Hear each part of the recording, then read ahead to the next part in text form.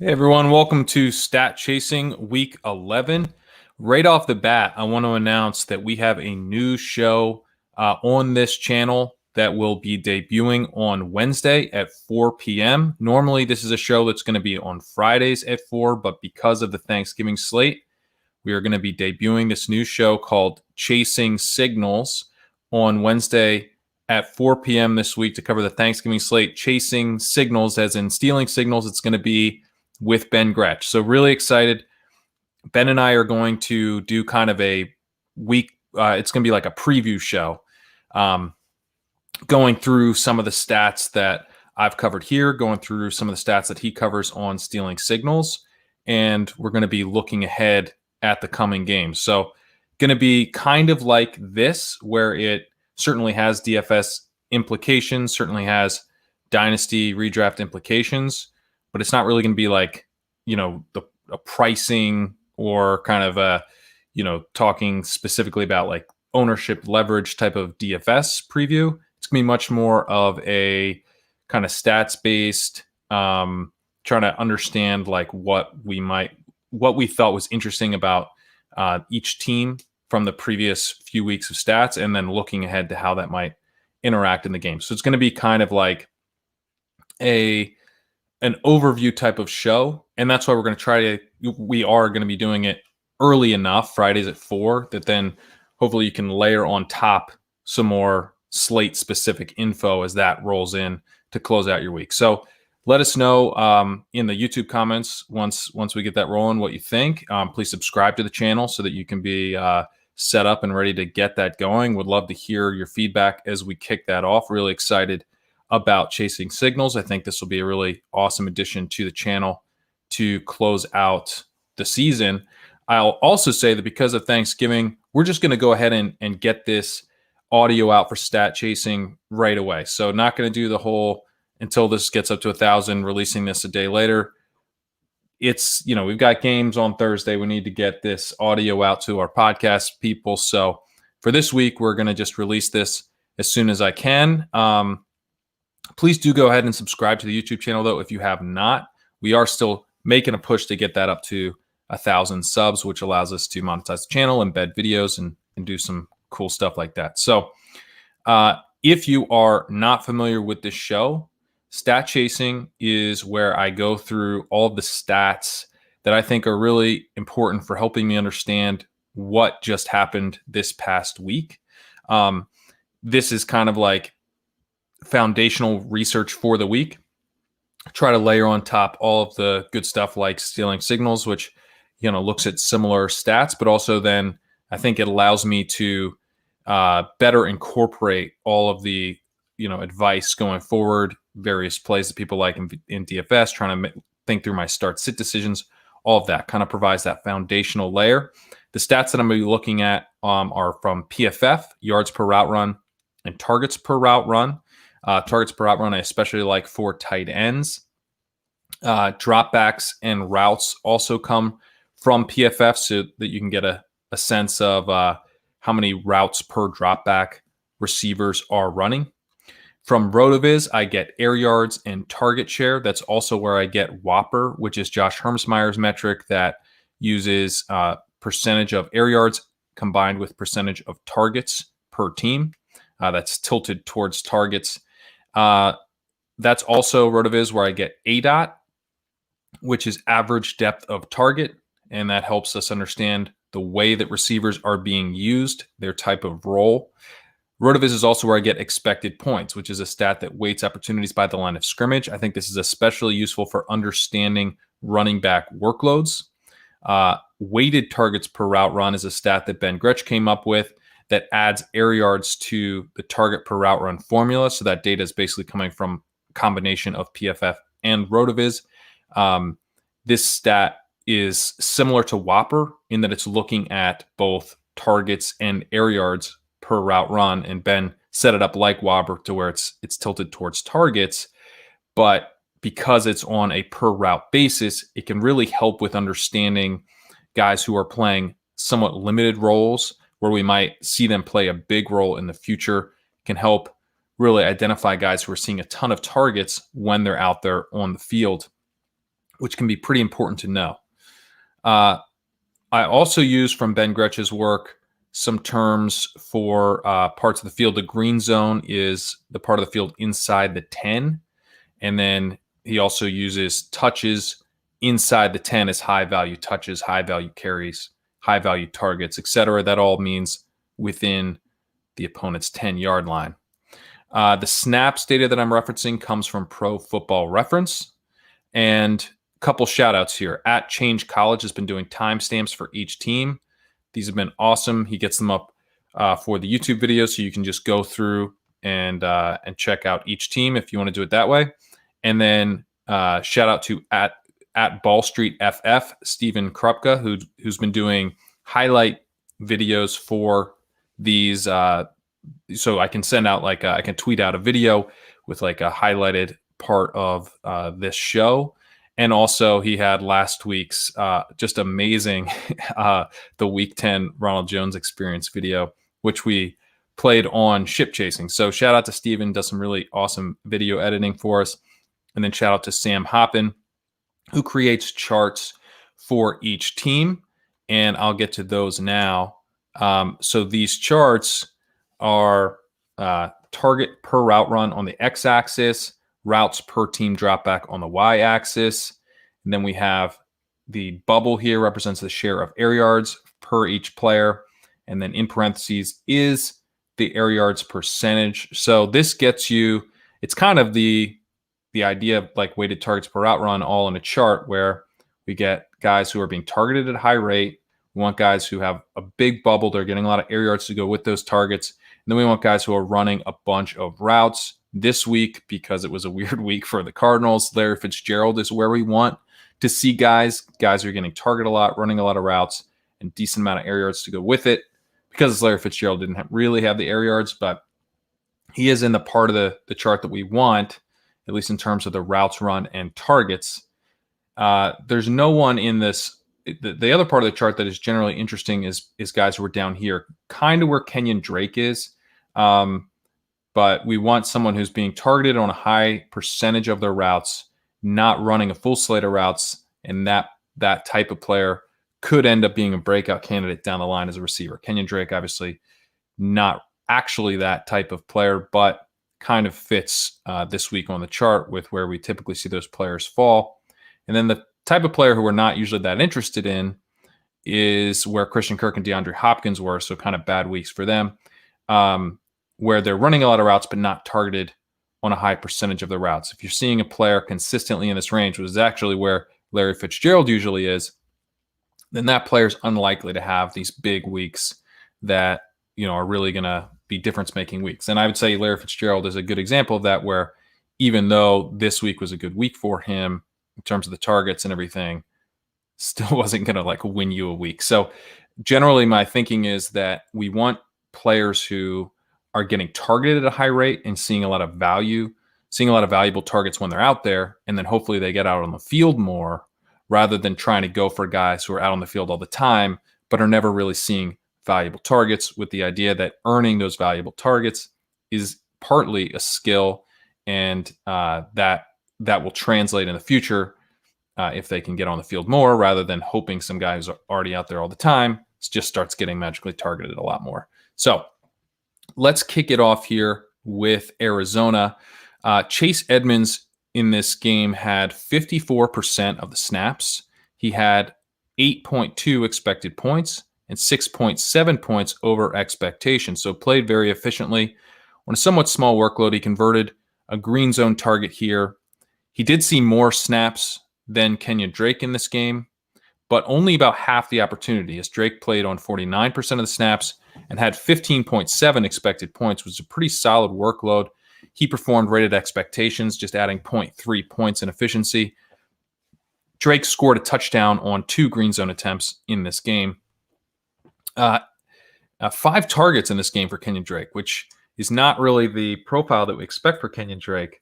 And Edmonds had 4. So kind of interesting that that Drake was involved this much as a receiver. He also ran a route on 32% of dropbacks.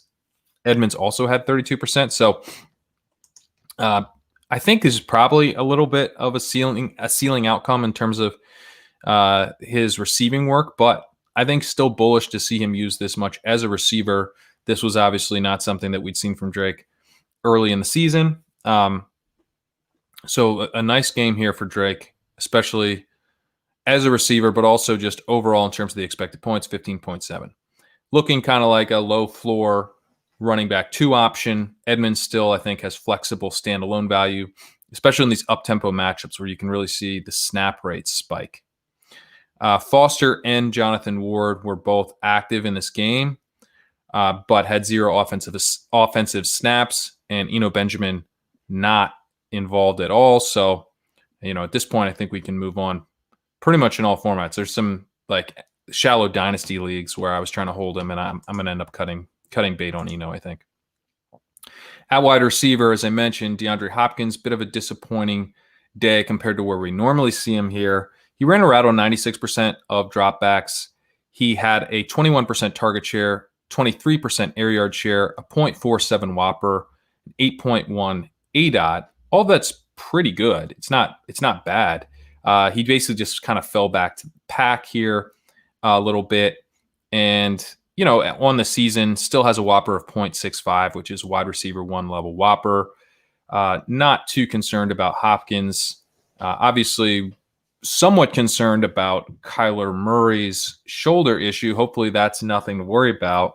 And if so, I think Hopkins will be just fine. Christian Kirk ran a route on 98% of dropbacks. He had a 15% target share, 27% air yard share, a Whopper of 0.42, a 12.8 ADOT as he continues to be used as the deep threat in the offense.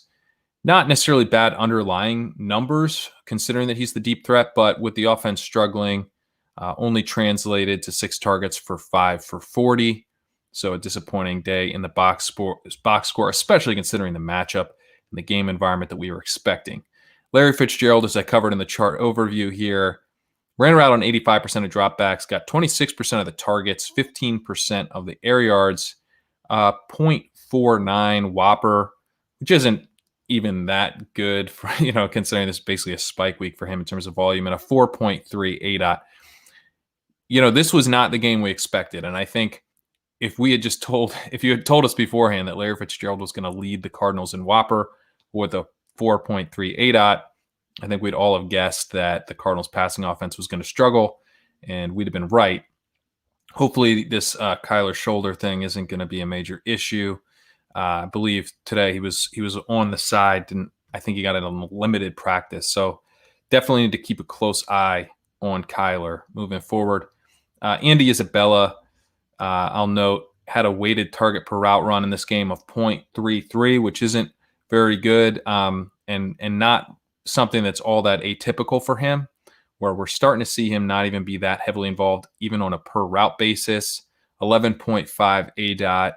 Again, kind of another one of the deep threat options in this offense, but you can see him down here in this cluster with Dan Arnold and Max Williams and Kenyon Drake, where he's not running a ton of routes, not getting targeted at a high rate. So Andy Isabella kind of quickly falling out of relevance here. I think would only really be relevant if there was an injury to Larry Fitzgerald. And even then, I wonder how they would play that. I would think maybe they'd kick Christian Kirk into the slot and Andy Isabella would get a lot more run, but we'd see. At tight end, Dan Arnold ran a route on 36% of dropbacks. He had a 12% target per route run. Got in the end zone, but that's just variance. Max Williams ran a route on 34% of dropbacks. Right there with Dan Arnold. 13% target per route run, so actually targeted a little bit of a higher rate. Basically had the same receiving profile. Out there for about a third of dropbacks, getting targeted 12, 13%. Neither guy looking like a great dart throw. They're both kind of weak profiles and are getting similar playing time, so it's not ideal. Moving to Atlanta, Brian Hill played 42% of the snaps in this game, which is pretty interesting. Had basically no work, though, just a workload of 1.9 expected points. Todd Gurley played 37% of the snaps, had 6.6 expected points, left 2.7 points out on the field. Ito Smith played 10% of the snaps, had just half a point in terms of workload. This was a blowout loss, so it's hard to know if we should really take much from the snaps with Bryant Hill here. I do think it's interesting that Hill got so many snaps. This is an offense that could struggle with Julio potentially out now. So, a blowout loss might not exactly be uncommon. But as of now, I don't think we can really say that that Hill is going to necessarily challenge Gurley going forward. I do think that it's probably worth adding Hill in deeper leagues. This is an offense where we've seen Gurley repeatedly fall into the end zone, so Hill could certainly, do that. At wide receiver, Julio Jones ran around on 38% of dropbacks, left the game with a hamstring, may miss Sunday. It's obviously not good for the entire offense, not good for Matt Ryan if he does miss. Calvin Ridley ran around on 91% of dropbacks. He had 26% target share, 47% air yard share, a really nice whopper of 0.73, an ADOT of 14.1. That's deeper than his usual ADOT. I think he was probably kind of filling in for the Julio Jones type of role a little bit. As we see him here on the chart, he had 40 plus percent of the air yards here. So that's normally we see Julio kind of playing the deep threat role, Ridley getting more of the intermediate stuff. Christian Blake looks like, he filled in. He is kind of the Calvin Ridley replacement. So I think what happened is that Ridley kind of took over a little bit more of the Julio type of targets. And then Christian Blake, who ran around on 56% of dropbacks, he had 12% of the targets, 13% of the air yards, an ADOT of 8.8. That's much more in that Calvin Ridley typical range. And he was out there, a lot more than he normally would be. And again, it's kind of been Ridley's backup. So in this game, it was sort of like Blake became the new Ridley, Ridley became the new Julio. Blake had a weighted targets per outrun of 0.38, which is not very strong, and he has not had a good weighted targets per outrun this season. He's not really, I don't think, a very good player. So it's kind of interesting that he got the bigger role. It's possible that as we look forward, Olamide Zaccheaus may get a lot more run than he did in this game with a week to prepare. So he only ran a route on 16% of dropbacks here, but he has typically filled in for Julio and been kind of that Julio replacement, allowing Ridley to kind of do his thing. But they've shoveled this around a little bit. They've had a lot of guys who've had Ridley miss time, they've had Julio miss time. So they're kind of experimenting, it seems like, with the best way to replace these guys. But I would say, it's a possibility that Blake kind of plays the Ridley role while Ridley plays the Julio role like we saw in this game. It's also definitely a possibility that Zaccheaus ends up playing the Julio role and Ridley plays his normal role. So I don't know if we'll really get a great read on that before the game, but just something to keep in mind. Russell Gage continues to just kind of do his Russell Gage thing. He ran around on 82% of dropbacks, had 35% of the targets, 23% of the air yards, a really nice whopper in this game of 0.69, 5.1 ADOT. Same role as usual, but a much bigger part of the offense without Julio. So that'll be interesting. I guess he potentially has some upside here, especially if Ridley is kind of playing a little bit more of a field stretcher role and Christian Blake is out there more. Because I think Christian Blake is not very good, it would probably help Gage more if they ended up going with Blake than if they end up going with Zaccheaus, and then Ridley can kind of eat in the intermediate areas. At tight end, Hayden Hurst ran around on 84% of dropbacks. He had a targets per outrun of just 8%, though. 8 out of 0. Got 0 receptions in this game on 3 targets. He could obviously see a bigger role if Julio's out for the full game next week. I think similar to Gage, where he probably benefits if Blake plays a lot because Blake is not going to be as much of a threat in the intermediate areas as Ridley would be if he's operating primarily in that range. But obviously, as we saw in this game, with Julio out, Hurst has a pretty low floor. Moving to Baltimore, this is This is going to be a bit of a bummer because this was a J.K. Dobbins breakout game, but right off the top has tested positive for COVID. Will miss Thursday. And then Mark Ingram is also going to be out on Thursday. So, this is going to be probably a Gus Edwards game as we look ahead to Thursday. But as we look back at this week, J.K. Dobbins had 63% of the snaps.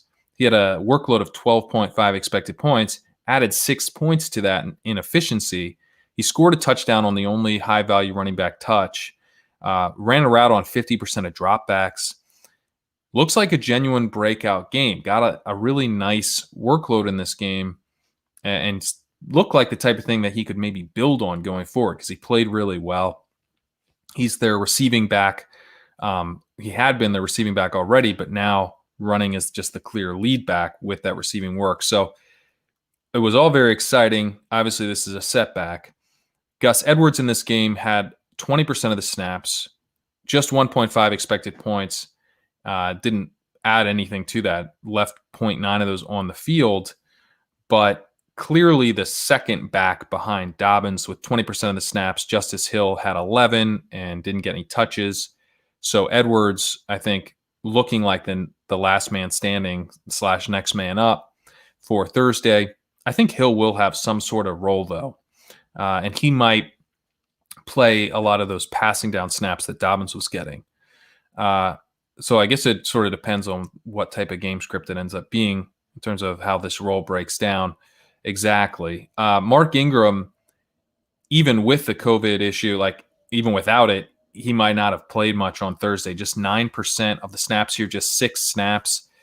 Had an expected points workload of 0.9 and left 0.7 of that on the field. ESPN Ravens reporter Jamison Hensley was tweeting that Ingram could be close to being inactive on game days. So he really is being phased out of the offense as we look ahead to like week 13, week 14. This could be just down to Dobbins and Edwards. Hopefully, I really would like it to just become 2 running backs. It'd be a shame if it was Dobbins, Edwards, and then Justice Hills getting mixed in. But he didn't get any touches in this game, although he did get 11% of the snaps. So hopefully, in the not too distant future, this is just a 2 running back backfield.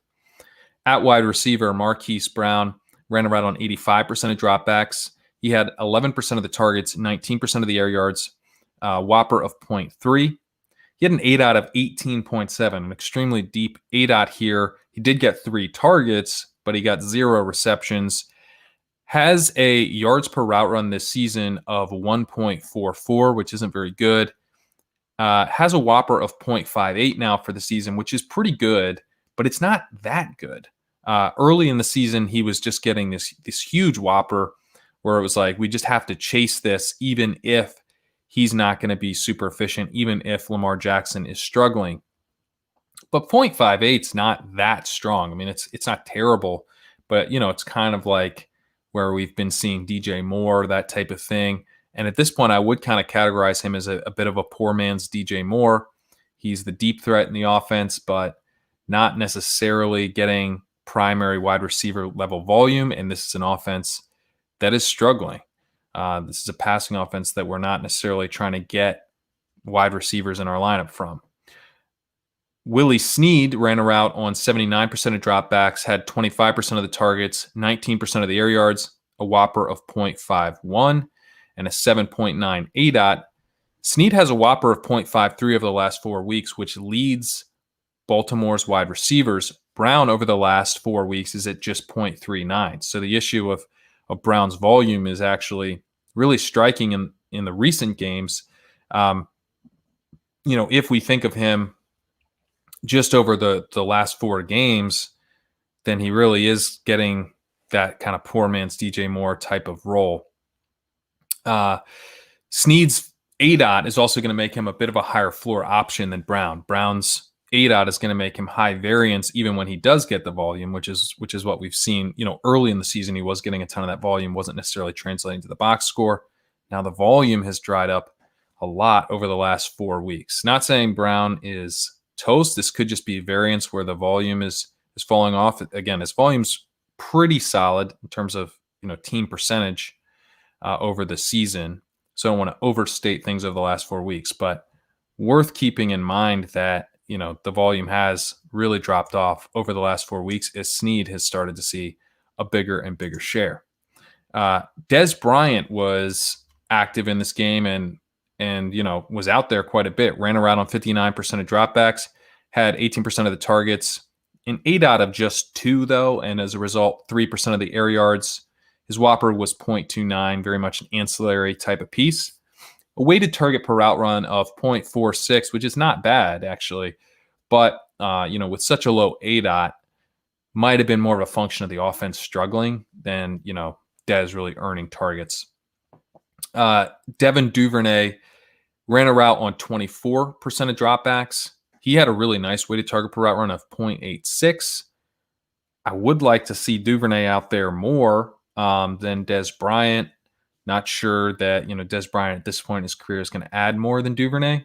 Duvernay had been playing decently. So a little bit disappointing to see this switch. Certainly makes Duvernay unplayable right now. At tight end, Mark Andrews ran a route on 88% of dropbacks, which is really nice for tight end. He had a 23% targets per route run, which is a strong number for a tight end, especially considering his ADOT, which was 17, which is very high, frankly, for any player, but especially for a tight end. A Whopper of 0.66 in this game, which is a wide receiver 1 type of Whopper. He had a weighted targets per route run of 0.72, which is a very strong wide receiver 1 level weighted target per route run. So this was awesome. This was what we were looking for from Mark Andrews all season. And I think Nick Boyle's absence really did everything that we were hoping it might for Mark Andrews' role. That elite slate of routes, because before Nick Boyle had been hurt, there was an issue where Andrews was not really running a full slate of routes. He started the season running full slate of routes, and then it was starting to look like he was in a bit of a tight end committee with Boyle. Now he's out there running that elite route percentage for a tight end.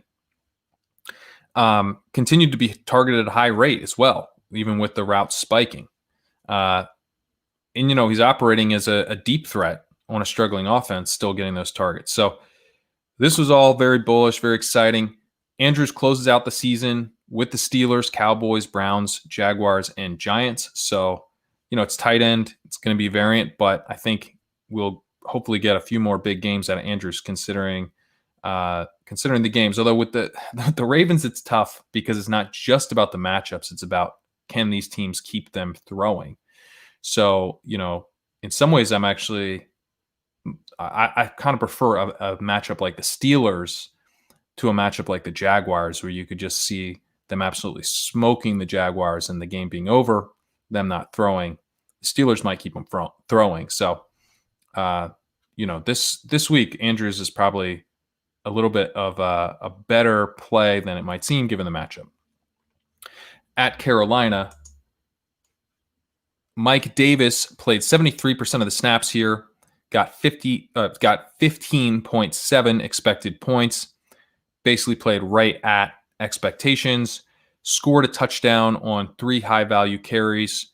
The only green zone opportunities here for the backfield, he got all 3. And PJ Walker threw 2 red zone interceptions. That's obviously going to hurt the entire offense, but definitely hurts the running back here, as so much of the running back value often comes down to, can you get in the end zone? You'd also argue that Walker's not good for Davis because Davis only saw 2 targets. So the interceptions, the lack of targets, none of that's great for Davis. That all might be bad for Christian McCaffrey if Walker's still playing by the time McCaffrey gets back, which probably won't be the case. But I'll also say that the offense seemed a bit more potent under PJ Walker. Davis still got a pretty healthy workload of 15.7 points. So I'm not sure it would be a disaster if PJ Walker, does get some more run down the stretch here. I think it could ultimately be just fine for the running backs. A little bit of different profile, probably not as many targets. Rodney Smith was mixed in here, got 13% of the snaps, 4 expected points. Trenton Cannon just got 6% of the snaps. So pretty much the Mike Davis show here with 73% of the snaps. Not a totally elite snap share, but definitely kind of a running back one level snap share. At wide receiver, DJ Moore ran around on 89% of dropbacks. He had 31% target share, 55% air yard share, and a 0.86 whopper. I was calling Marquise Brown a poor man's DJ Moore. That is very much the case this week. I was kind of meaning it more like what we've seen with Teddy Bridgewater. It's nice to see DJ Moore with a wide receiver who's looking to connect with him deep. He got elite usage this week. He had the 11.8 ADOT, so continued to be the deeper of the wide receivers compared with Anderson, who was just at a 3.2 ADOT. But, getting a lot of volume this week with a yards per route run of 3.97, which is just absolutely elite. So really strong week for DJ Moore, both in terms of his efficiency and also the underlying volume.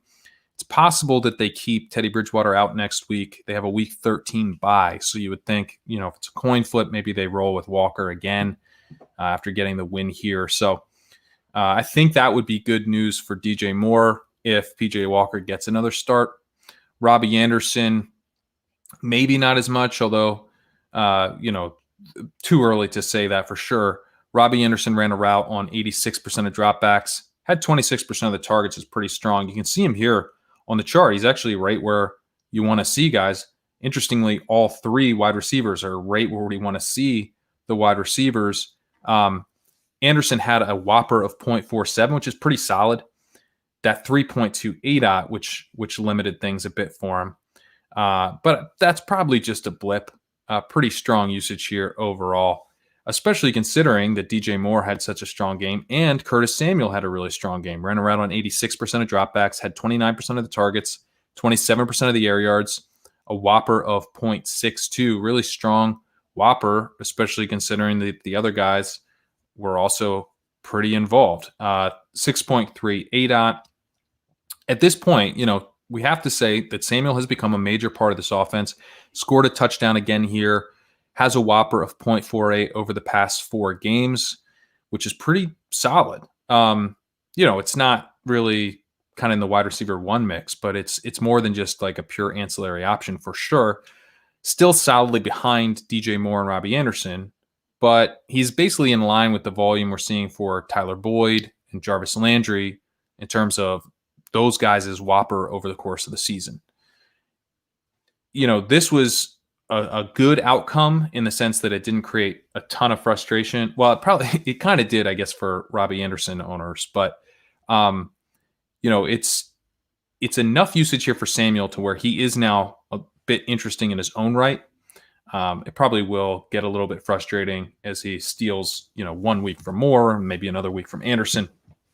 But as you can see on the chart, so much of the volume is consolidated to just these 3 wide receivers. Extremely concentrated offense. As you see on the chart here, there's basically no one else of note. Mike Davis didn't get the targets. And that's kind of interesting with PJ Walker, where he's not targeting the running backs as much. He's going downfield a little bit more to the wide receivers. And so all 3 of these guys can get the volume. Hurts Mike Davis a bit, although the offense is more potent. There's more red zone work. Maybe Mike Davis / Christian McCaffrey would benefit as well. Ian Thomas can continue to be ignored. He ran a route on 72% of dropbacks and was not targeted. Abysmal target per route run on the season of 5.4%. Chris Manhertz down here can also be ignored. So, we probably need to take Curtis Samuel seriously at this point, but in part, we don't have to be too worried about the main 2 wide receivers because tight end just continues to be a shit show here. Moving to Cincinnati, Joe Burrow had a brutal knee injury in this game, multiple knee ligament tears. Obviously, this is going to have a major impact on the offense into next season probably. Would be surprised if he ultimately starts week 1. We'll see. Obviously, just brutal and hoping he gets back as soon as possible. At running back here, Gio Bernard played 54% of the snaps. Pretty solid workload of 14.9 expected points, but left 5.4 points on the field and failed to convert 2 green zone carries. Samaje Perine played 46% of the snaps, which is a lot more than I would have thought. Had just 6 expected points, left 2.9 points on the field, and failed to convert a green zone carry. I went back and looked at what was going on here. I think the snaps tell the better story than the workload. Perine was splitting series here with Bernard and was in on a bunch of early down play action snaps. So didn't get a lot of work, but kind of came down more to the play calling when he was out on the field. I think he, looks like a decent pickup just in case he's sort of working into a bigger role quietly, while Bernard, happened to get a lot more of the work. But if the work broke out more like the snaps, then it would have been a decent game here for Perine in terms of the expected work. Bernard obviously failing to convert the 2 green zone carries could be a concern for Bernard going forward, since that's sort of fits with what, the team is a little bit shy about using him on the goal line. We saw a few weeks ago, they snuck Burrow instead of using Bernard. So that's already a concern for Bernard. Could ultimately see Perine's role grow further. Travion Williams was active but did not get a snap in this game. At wide receiver, T. Higgins ran around on 92% of dropbacks. He had 23% of the targets, 42% of the air yards, a whopper of 0.64, and an ADOT of 17.8. This is what we've been talking about. We've seen this coming for weeks now, but it's worth noting that T. Higgins has taken over the role that A.J. Green was in to start the season and is operating as the Bengals wide receiver 1. Over the last 3 games, T. Higgins has a whopper of 0.61 to 0.47 for Boyd and 0.4 for Green. Even with this offense taking a hit, I think Higgins is clearly the best bet to maintain value.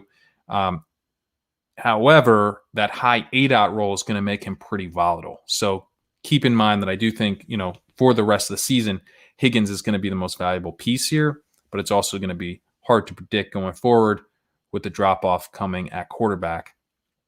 Tyler Boyd, he ran a route on 84% of dropbacks, had 25% of the targets, 20% of the air yards, a whopper of 0.51, and a 7.6 ADOT.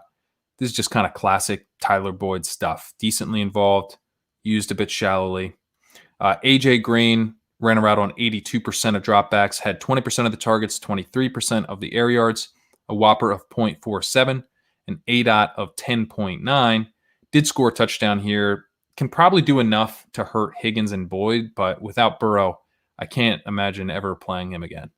At tight end, Drew Sample can also be ignored. Continues to be in Ian Thomas in orange. Ran a route on 68% of dropbacks, had a targets per route run of just 12%. Moving to Cleveland, Kareem Hunt had 54% of the snaps here. He had a negative fantasy points over expectation of minus 6.8, so left over a touchdown worth of fantasy value on the field.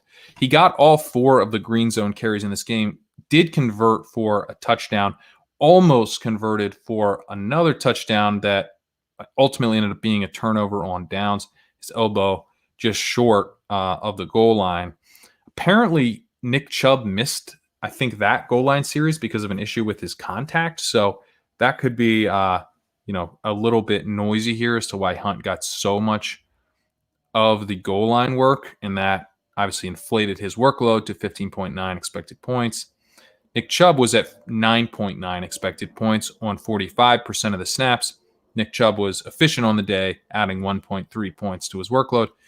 But, either way, there was 25.8 expected points to go around here. That's enough if you split that out like we'd normally see with with a clear running back 1, you'd get an elite running back workload and then enough for like a typical backup. But this is basically an even snap split. So it's going to make both guys more like running back 2s on this type of day unless they can deliver major efficiency. These are the types of running backs that we would be willing to bet on to deliver major efficiency. I mean, Nick Chubb is one of the best rushers in all of football. Kareem Hunt is a very talented player, but they're putting us in a position right now, this offense, where we need the running backs to deliver big-time efficiency to hit value.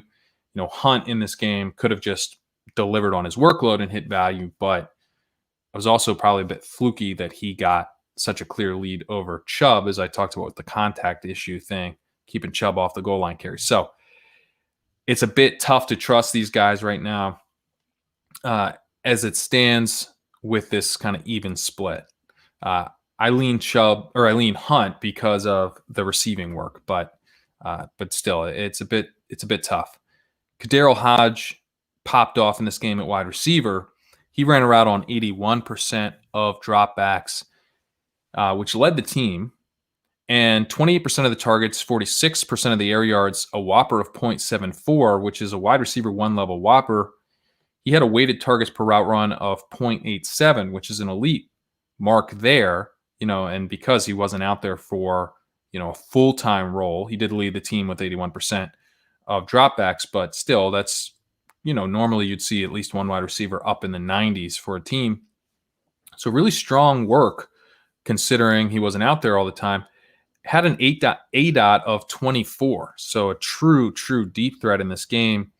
This is interesting because Hodge had been an afterthought in the two games prior to this. He had 36 routes combined in those two games and 0 combined targets.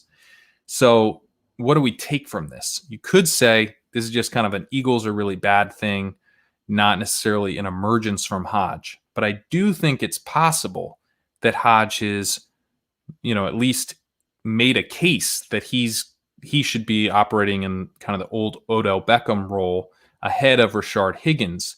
Remember that the Browns have been playing in windy conditions over the last few weeks, so Hodge's lack of targets could be a bit noisier than it would be normally.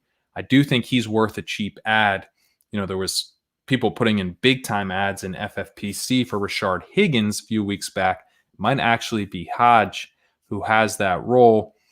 Would definitely hesitate before playing Hodge anywhere, but if you can add him for a few bucks, I think that makes sense. The target distribution could be kind of noisy due to the wind. We don't, for the last few weeks, it's been really hard to get a gauge on what this Browns offense really is in terms of the passing game. Jarvis Landry ran a route on 73% of dropbacks. He had 11% of the targets, 6% of the air yards, a whopper of 0.21, really low whopper, an ADOT of 8, kind of so typical Jarvis Landry type of stuff, but a pretty gross outing.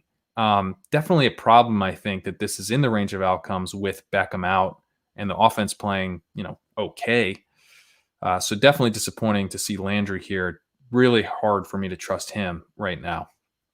Rashard Higgins ran around on 69% of dropbacks.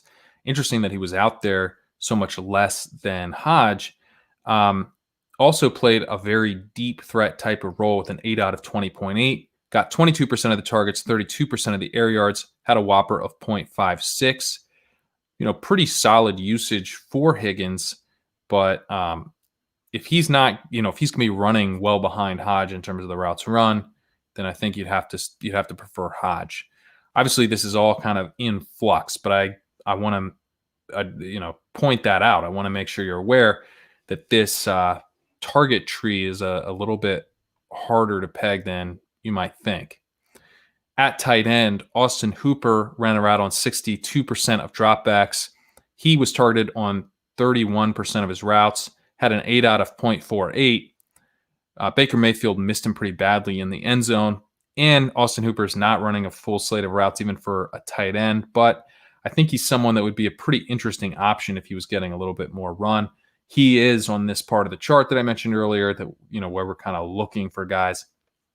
But you'll often see tight ends here. His tight ends don't always get up into the 75-80% range. If he was even able to get up into the 70-75% range, I think Hooper would be a really nice option at tight end. As is, it's going to be a little bit variant, although he's certainly still an option given the state of tight end.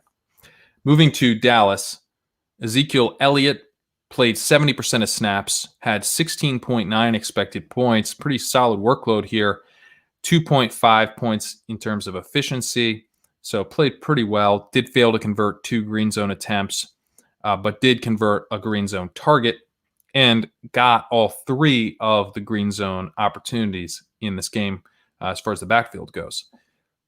He has seen some drop-off in his snaps, though.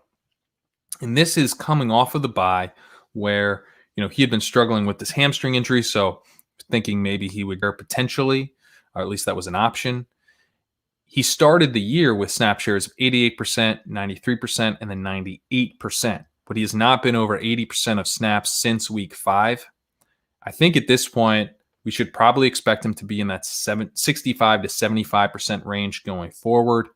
And Tony Pollard to be kind of in the range we saw him at this week going forward as well. He was at 32% snap share. He had a workload of 2.6 points, played really well with 9.4 points over expectation. This is the 4th time in the last 5 games now that Tony Pollard has been above 30% of snaps. This is, again, coming off the bye. I do think that his increased role probably isn't just related to Zeke's health. He's earned a little bit more of, I guess kind of a backup who gets mixed in. He's not even to really a 1B level. This isn't a committee really, but it's not to where, Zeke had been previously getting that like 2019 Christian McCaffrey type of role where he just was playing basically every snap. I think those days are over.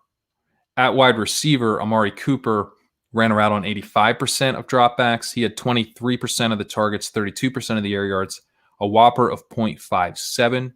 He had an 8 out of 9.3. He is operating as the wide receiver 1 in this offense.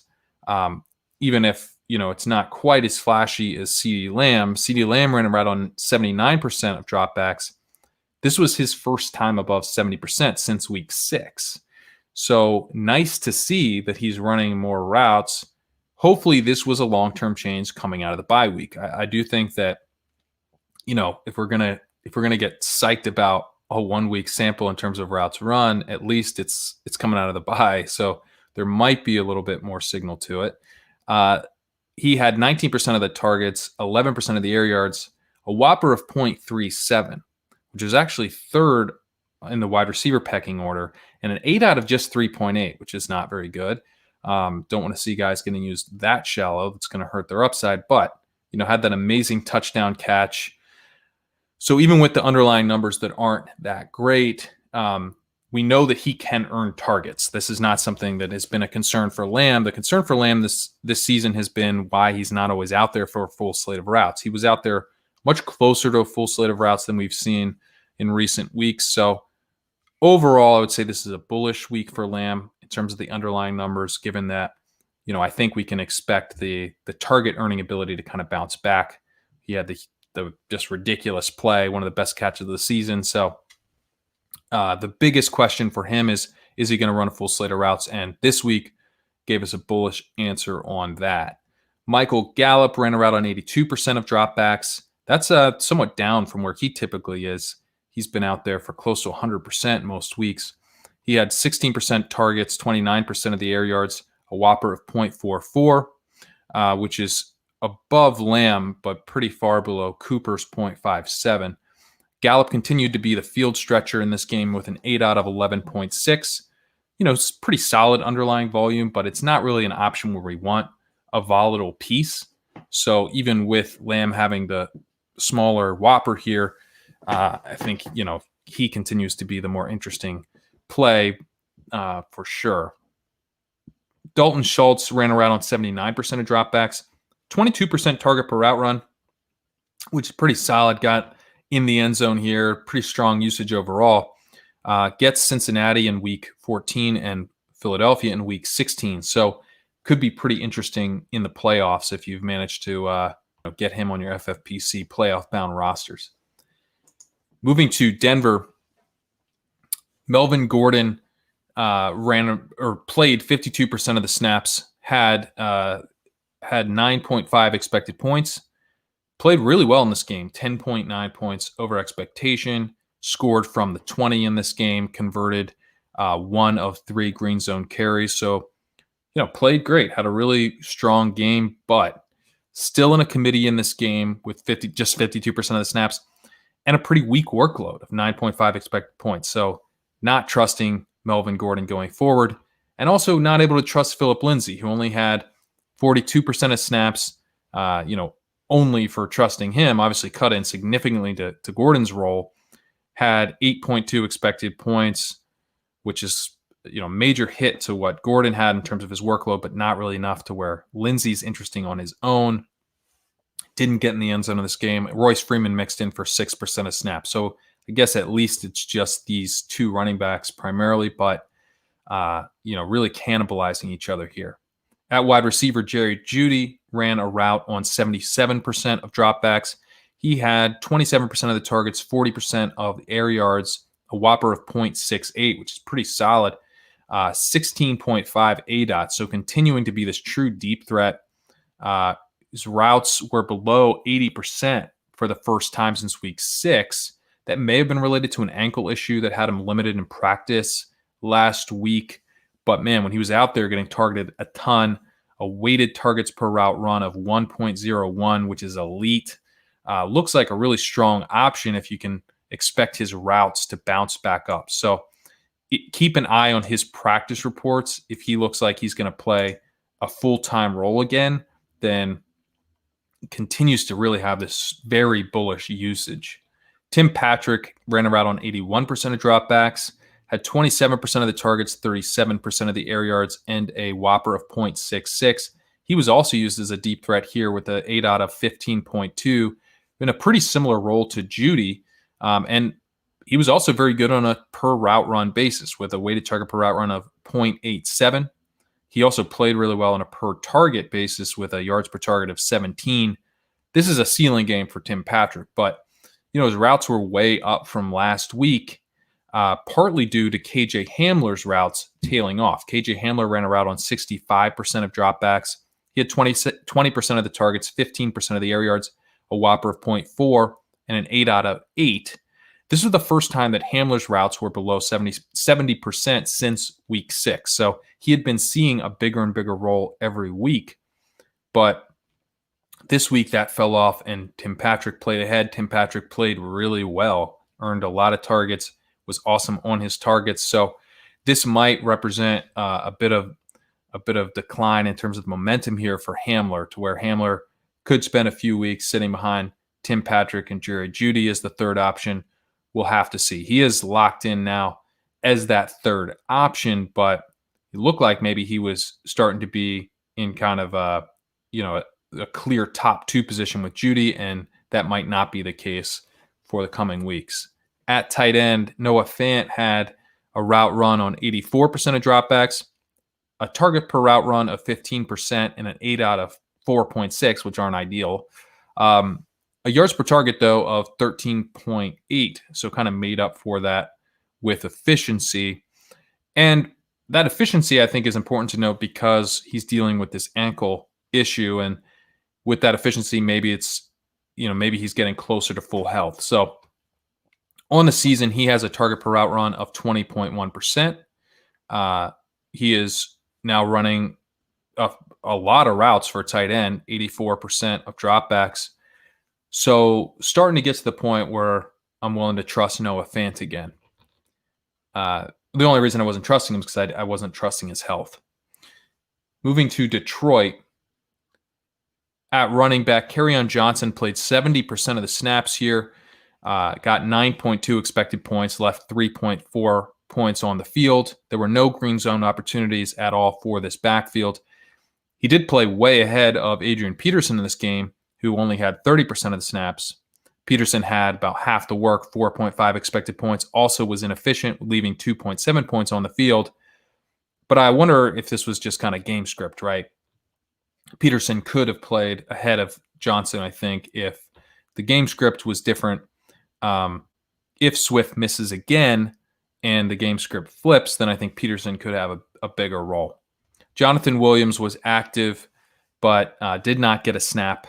So I think that, the Lions aren't necessarily insistent on playing 3 running backs.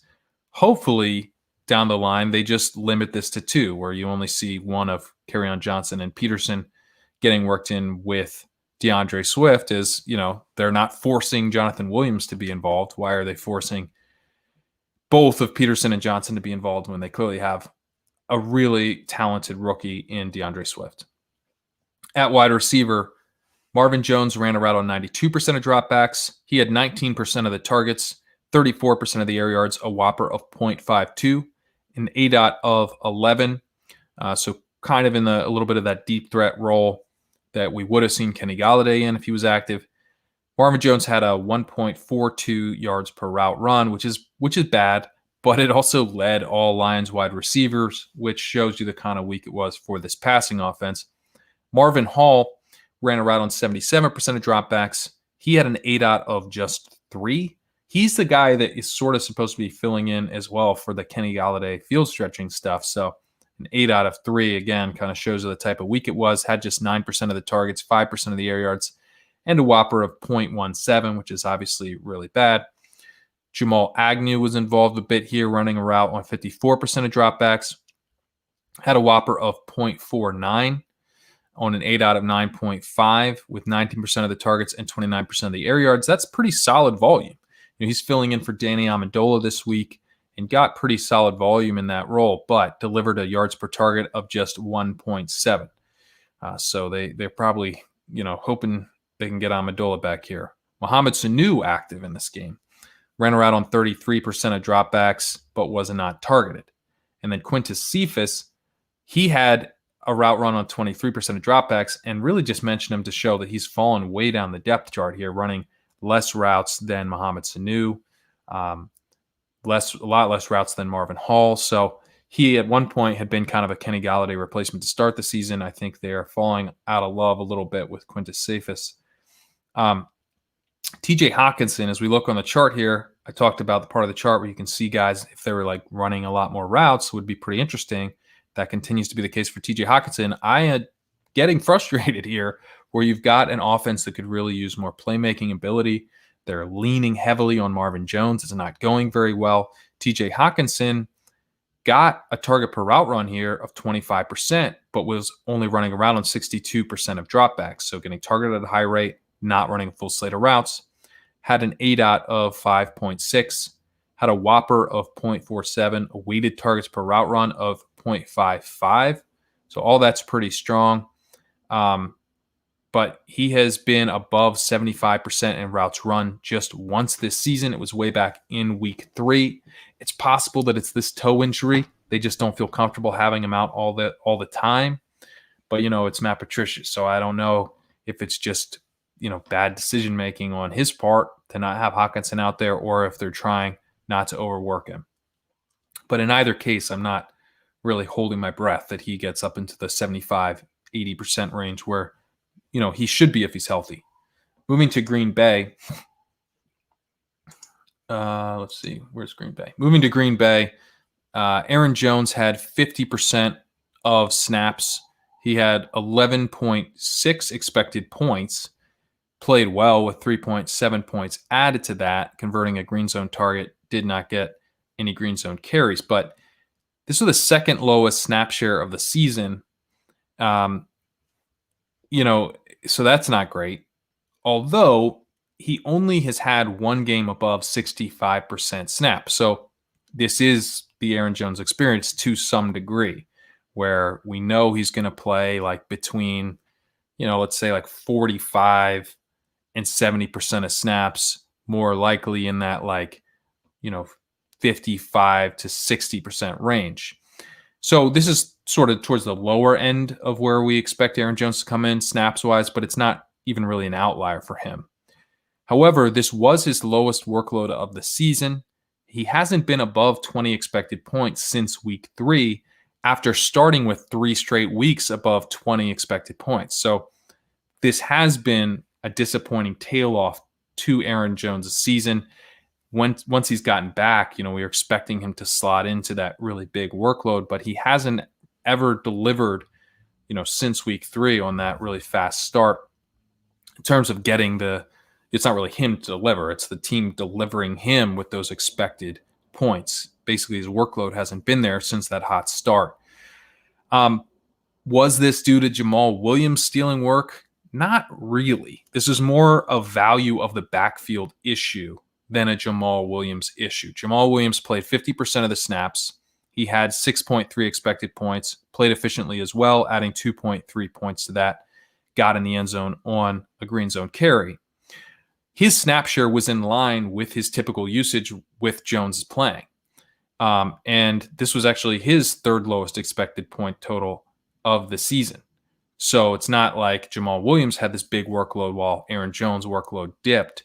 Both of them had pretty low workloads compared to where they usually are. So I would say Aaron Jones' struggles are related more to the offense and the total value of the backfield, not so much Jamal Williams. Obviously, it hurts when you have kind of a low total for the backfield that it's split two ways. But that's something that's kind of a known issue with Aaron Jones. What you're banking on is that there's going to be a bunch of value to go around in this backfield. Green Bay gets Chicago next, so maybe there won't be much value next week either. But then they get Philadelphia, Detroit, and Carolina. So there could be much better weeks ahead for this backfield. Jamal Williams, I think, has some startable value if the value for the backfield balloons because he is getting a nice chunk of that workload. And hopefully we get Aaron Jones back to that elite workload before this season ends. At wide receiver, Davante Adams ran a route on 95% of dropbacks.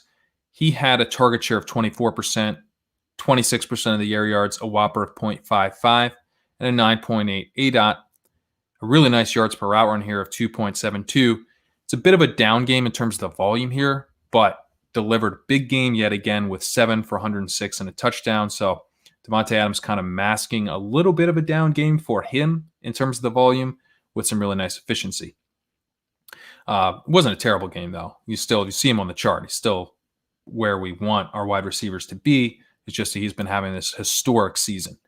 Marcus Valdes-Scantling ran around on 88% of dropbacks. He had 18% of the targets, 38% of the air yards, a whopper of 0.54, an 8 out of 19.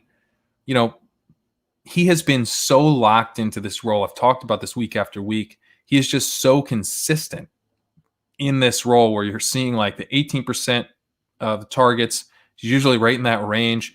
And then he's usually right, in that 30+% of the air yards, getting that deep threat role, the field stretching role. I think he's a pretty valuable piece of this offense because he gets targeted enough to where he's keeping defenses truly honest. He's not like Jonathan Hightower or Jalen Guyton where he's just kind of running these empty routes and never getting targeted. But also he helps unlock value for Davante Adams because he's not like a huge focal point of the offense the way like Kenny Galladay and Julio Jones are as the deep threats who get peppered with targets. So it doesn't really matter that Allen Lazard was back for Marcus Valdes-Scantling because he's just going to play his role. Allen Lazard came back, and if anything, I think he's competing more with Robert Tonyan for targets. He had a route run on 61% of dropbacks, 12% of targets, 12% of air yards, a whopper of 0.26, very much an ancillary piece type of whopper, and an 8 out of 8.8. If Davante Adams were to miss time, then Lazard would be pretty valuable because he'd slot more into that role. Maybe if Robert Tonyan weren't around, then Lazard would be able to get more of those intermediary targets. But Tonyan's playing a lot these days, running a route here on 80% of dropbacks, which is a very strong number for tight end. He had a targets per route run of 15%, a whopper of 0.31. Not that strong of target profile here, despite the high route run percentage. I think the combination of Adams and Lazard being back is going to be tough for Robert Tonyan. I think the same way that it's tough for Lazard, it's going to be tough for Tonyan, for both of them to be kind of the intermediate type of targets with both of them to compete for them, plus Davante Adams. Had a nice game, Robert Tonyan did, by scoring a touchdown. He caught all 5 of his targets for 44 yards. So considering tight end, that's pretty solid, but definitely has a low floor with Allen Lazard back. Moving to Houston, Duke Johnson played 77% of the snaps. He had 11.8 expected points. Inefficient in this game with 5.3 points below expected. No green zone opportunities for this backfield. So I will say that the expected points workload is maybe a little bit stronger than you would think, given that there were no green zone opportunities. So, Duke Johnson played very efficiently and didn't have an amazing workload. But the fact that there were no green zone opportunities maybe makes the work a little bit smaller than it might have been in a little bit of a different game environment. All that to say, I'm basically saying the 77% of the snaps is important to keep in mind, even with the smaller than ideal workload. CJ Procise, he had 25% of the snaps, expected points workload of 4.2, played inefficiently as well, leaving a point on the field. This is a major increase in role for CJ Procise. I'd say not a terrible deep league flyer to add him. At wide receiver, Will Fuller ran a route on 98% of dropbacks. He had 22% of the targets, 28% of the air yards, a whopper of 0.52, and an ADOT of 11. Brandon Cooks ran a route on 100% of dropbacks. He had 14% of the targets, 18% of the air yards, a whopper of 0.33, an ADOT of 11.4. Very similar usage for these guys. That's pretty typical, in terms of like their ADOT, 11 versus 11.4, both running a ton of routes. But Fuller had the better volume in this game with a whopper of 0.52 to Cooks's 0.33. I think he's still the slightly better option, but both these guys are very heavily involved, and they're in a 1A, 1B type of situation. Brandon Cooks played better on his targets in this game with a 17 yards per target to Fuller's 10, but would rather have the volume, given that I think both guys have plenty of potential to be efficient on their targets. But pretty much where we thought. These guys are 1A, 1B type of wide receivers with a slight lean towards Fuller for me. Randall Cobb was injured in this game, may go to IR. Kiki QT, he ran a route on 60% of dropbacks, had a weighted target per route run of 0.38, which isn't great, but did score a touchdown in this one. Jordan Akins ran a route on 56% of dropbacks, 25% target per route run, an ADOT of 11. He went 5 for 83. Pretty strong game for Akins, but Fells ran a route on 30% of dropbacks, and Pharaoh Brown ran a route on 21%. So tough to trust going forward. Akins is a dart throw option, but definitely a spike week considering the volume and considering the amount of routes that are really available. In Indianapolis, Jonathan Taylor had a nice game. He had 56% of the snaps. He got an expected points workload of 15.3, added 0.1 points in efficiency. He had runs of 20 yards, 9 yards, 7 yards, 6 yards, and 5 yards, all called back on holding penalties. So this was a strong game. It could have been an even bigger day without the slew of holding penalties. I've been concerned here, about Wilkins, not just for this year, but because Wilkins is under contract for 2021. It was looking really bad for Taylor when Wilkins was running so well, because it's like, great, we took away Marlon Mack, we replaced him with a guy playing better who's under contract for next year, whereas Marlon Mack is a free agent. But really nice in this game to see Jonathan Taylor so far ahead of Jordan Wilkins, who only played 11% of the snaps, had just 3.5 expected points. He played fine, adding 1.1 in efficiency to that. But, certainly a big deal for Jonathan Taylor if Wilkins is sort of falling to the clear third fiddle here. Nyheim Hines playing the kind of 1B role to Jonathan Taylor with 33% of the snaps, had 12.8 expected points, so pretty darn close in terms of the workload, but was not efficient in this game, failed to convert 2 green zone carries and left 4.5 points on the field. Had a receiving touchdown called back and another 15-yard reception called back on a holding penalty, so also suffered here from all of the penalties. But, overall, I'd say Hines getting the green zone carries at all, and he got 2 of them, continues to be pretty bullish, looking like a solid starter going forward, even with Taylor flashing.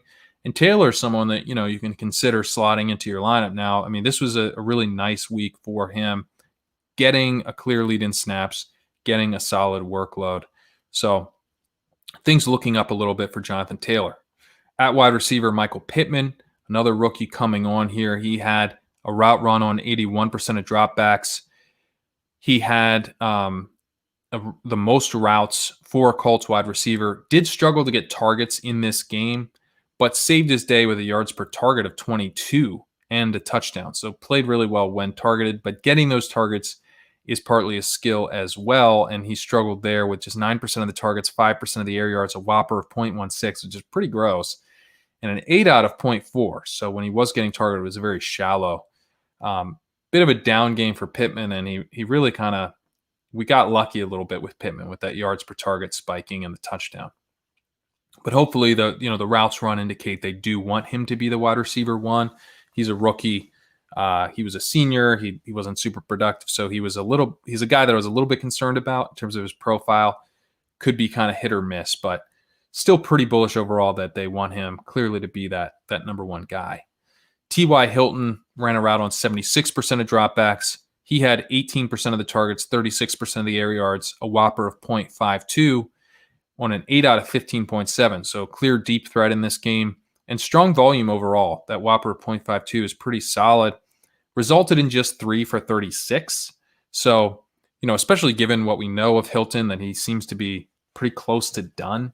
Definitely prefer to place bets on Pittman going forward, despite the volume and the target spike for Hilton here. Zach Pascal continues to be an uninspiring ancillary option, running around 68% of dropbacks, 9% of targets, 16% of air yards, a whopper of 0.24. Kind of a deep threat as well in this game with a 8 out of 13.7. He's not even always in that role, though, so I wouldn't necessarily think of him as like a spike week type of guy. At tight end, Mo Alley-Cox ran around on 41% of dropbacks. Trey Burton ran around on 41% of dropbacks. Jack Doyle on 27% of dropbacks. So a three-way split here. Mo Alley-Cox got 13% target per route run, an 8 out of 3. Trey Burton, much better in targets per route run with 33% and an 8 out of 8. He got in the end zone. Jack Doyle was targeted in 20% of his routes with an 8 out of 4. Also got in the end zone. Burton got that nice target per route run in this game. Mo Alley-Cox has typically had a pretty strong target per route run. He was way down in this game. But the big thing is that, if we're going to have two guys running right around 40%, Jack Doyle also involved for almost a third of dropbacks, then it's going to kill everyone's value. There's just not enough value in this offense to go around for a three-way split at tight end. Moving to Jacksonville, James Robinson played 71% of the snaps here. He had 10.7 expected points, adding half a point in efficiency. No green zone opportunities for this backfield. So another situation where getting a lot of the snaps is pretty bullish, even with the workload not being what we wanted, because if the game environment was different, you could see that expected points workload spike and, match the big snap percentage that we're seeing. This snap percentage was Robinson's 5th highest snap share of the season, which, 5th highest, not great. We were expecting, maybe a really big snap percentage here with Chris Thompson out, but this came in a blowout loss. This is the type of situation where we've seen Robinson's snaps really fall off, and I do think that this game does or should give us some additional confidence on James Robinson, because he was set up here in the type of environment where we've seen him really, really fall off, and he didn't. He was, the 5th highest he's been. It wasn't peak James Robinson in terms of the snaps, but the next time that the Jaguars are in a competitive game environment, what we're seeing is that Chris Thompson being out does give him, I think, just more snaps overall. This is probably at the lower end of the range. We could see him up in the 80 to even close to 90% snap range if they're competitive. I think Dare Ogunbowale is really just there to kind of mix in for about half the snaps that we would normally see from Chris Thompson. He played 22% of the snaps in this game. In these types of game scripts in the past, we've seen Thompson in for like 40% plus. So again, kind of about half of the Chris Thompson role. He had 2.6 expected points, left all of those out on the field. So really adding nothing, literally. Devin Azigbo was involved in this game slightly. He played 7% of the snaps, had a workload of 3.8 expected points. That obviously is going to hurt Robinson a bit as well to lose those 3.8 points. And something to keep an eye on to see if Azigbo's role grows at all. He, I think, does have like a little bit of contingent value with Chris Thompson out, because if Robinson were to go down, Ogunbowale would have no value. I maintain. So I think Ezigbo would be the guy to own if Robinson were to suffer like an ankle injury or something that kept him out for a week or two. Worth adding, I think, in deep leagues if he's available. At wide receiver, DJ Chark ran a route on 85% of dropbacks. He had 24% of the targets, 27% of the air yards, a whopper of 0.55, and an 8 out of 11.2. The 0.55 whoppers rate where he's at for the season overall, and his ADOT of 11.2 is right in line with his typical ADOT on the season of 13.2. So, pretty typical game, pretty typical underlying stats for DJ Chark. Went just 4 receptions for 41 yards given this game, but he's set up well for better matchups. He's not exactly where we want to see wide receivers. You're seeing him here on the chart, not quite where we want to see guys, a little bit to the right here, but there's no, there isn't a clear-cut wide receiver one in this offense, and I think in a better game environment, he can dominate volume. We've seen that in weeks past. Keelan Cole ran a route on 82% of dropbacks. He had 15% of the targets, 15% of the air yards, a whopper of 0.33, 10.2 ADOT.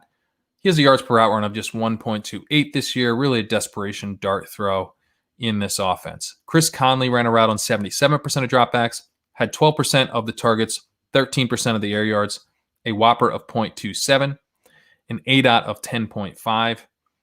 I talked myself into him as a cheap bringback with some Ben stacks this week. I do not think I will be talking myself into Chris Conley again.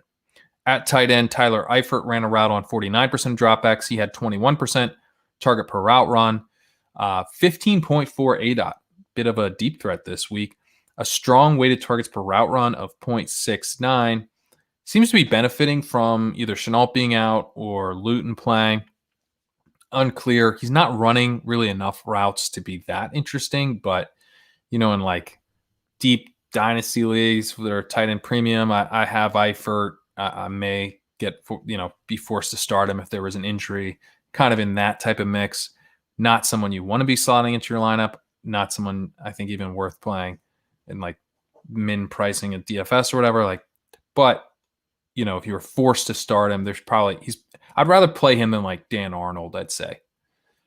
In Kansas City, Clyde Edwards-Helaire had 51% of the snaps, 11.5 expected points, converted the only green zone rush in this game for a touchdown, and had 9.2 points over expectation. Le'Veon Bell had 26, converted his own. I should say Clyde Edwards-Helaire converted his only green zone rush, not the only green zone rush, because Le'Veon Bell also had a green zone rush attempt in this game that he scored for a touchdown, and that allowed him to add 5.2 points over expectation to his 5.4 expected points workload. Again, playing 26% of the snaps to CEH's 51%. That would be fine, right? If you have CEH getting twice the snaps to Le'Veon Bell, maybe both guys could be getting pretty valuable workloads. But Darrell Williams was involved as well, getting 26% of the snaps. He got 4.5 expected points, which is too much. It's too much. We can't really see that here. Williams didn't play that badly. He added 0.7 points in efficiency, but the other guys are playing awesome. Value of the backfield here, I think, is overstated by the box score, right? We had the 9.2 points over expectation for CEH, the 5.2 rather for Le'Veon Bell. There were only 2 green zone opportunities here. Both got converted. There's always a chance of more than 2 goal line carries when we're talking about the Kansas City Chiefs. But given that this is a 3-way split, definitely a low floor for all of, I was going to say all 3, but there's a low floor for Darrell Williams, who's starting Darrell Williams. But there's a low floor for CEH and Le'Veon Bell here, despite this being, good games for both of them, both getting in the end zone. Tyreek Hill ran a route on 98% of dropbacks, 32% of the targets, 29% of the air yards, and a whopper of 0.68. He had an 8 out of 7.1 in this game. He has had his 3 best games in whopper this season over the last 4 games. So really nice stretch here for Tyreek Hill. And since week 7, he is wide receiver 5 in Whopper. So he's really come on here in terms of the underlying volume after a bit of a slow start to the season. Demarcus Robinson ran around on 88% of dropbacks in this game. He had 18% of the targets, 20% of the air yards, 41% or a Whopper, of 0.41, had an 8 out of 8.6. Before the bye week, Demarcus Robinson ran a route on 83% of dropbacks, now at 88%. Seems to be locked into this role. We'll have to see when Sammy Watkins gets back, but certainly nothing changed coming out of the bye, except stuff did change a little bit further down the depth chart with Byron Pringle running a route here on 54% of dropbacks. Had been at 32% in week 9. Pringle got 9% of the targets, 8% of the air yards, a Whopper of 0.19, 8 out of 6.8. So that, Whopper of 0.19, that's pretty gross. Not really interested in Pringle, but obviously it kills whatever value we were hoping for from Mecole Hardman to have Pringle out there for more than half of dropbacks. And Hardman only ran a route on 27% of dropbacks. This was a drop from 70% in week 9. The other thing is that Mecole Hardman only had a weighted target per route run of 0.2, which is not good. He was not even involved when out on the field. Again, we don't have Sammy Watkins in this game. This is coming off a bye, so pretty awful outcome here for Mecole Hardman. The one caveat, and if we're going to be Mecole Hardman truthers, he did get COVID before the bye, so it's entirely plausible that he's working back from that, and that's why he's not out on the field for even close to a full slate of routes. That's why he's not earning targets the way we would want. But I don't know. We have to obviously. He cannot be in your lineups for this coming week, but definitely open to the idea of his role bouncing back a bit. And if so, then maybe we can write this off a little bit to him coming back. At tight end, Travis Kelce ran a route on 92% of dropbacks, had a target per route run of 23% with an 11.8 ADOT, which is really strong for a tight end. Used deep, most tight ends are used kind of sub 10 in the ADOT, so he's used deeper downfield.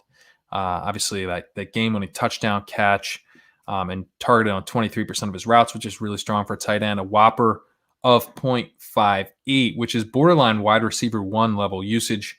That's kind of what what Travis Kelce kind of is. He's like a wide receiver 1A, 1B type of situation with Hill here. To be running around on 92% of dropbacks is just elite for a tight end. That 0.58 Whopper, an elite week for a tight end.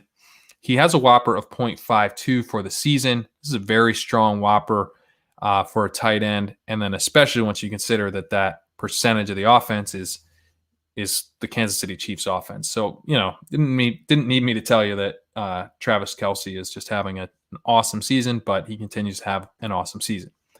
Moving to Las Vegas, Josh Jacobs played 75% of the snaps. He had 16.3 expected points, left 2.9 points on the field, but converted 1 of 4 green zone carries. Pretty strong snap share and workload here. Definitely helps to not have Jalen Richard out there. And Josh Jacobs gets Atlanta next, who might be struggling without Julio. I think if Richard misses again, keep your eye on the Richard practice reports, because this is a game that could set up pretty well for Josh Jacobs to where the Raiders can pound the ball, control the game, and might be a game where Atlanta really struggles and they can just kind of shove Josh Jacobs down their throat. Devontae Booker, he played 25% of the snaps with 4 expected points, left 1.1 points on the field. He did get a green zone carry, but did not convert it. I think he's probably going to play ahead of Richard even when Richard gets back. But the concern is that Richard turns this back into a 3-way committee, which obviously hurts everybody. At wide receiver, Nelson Aguilar. Look at him here on the chart.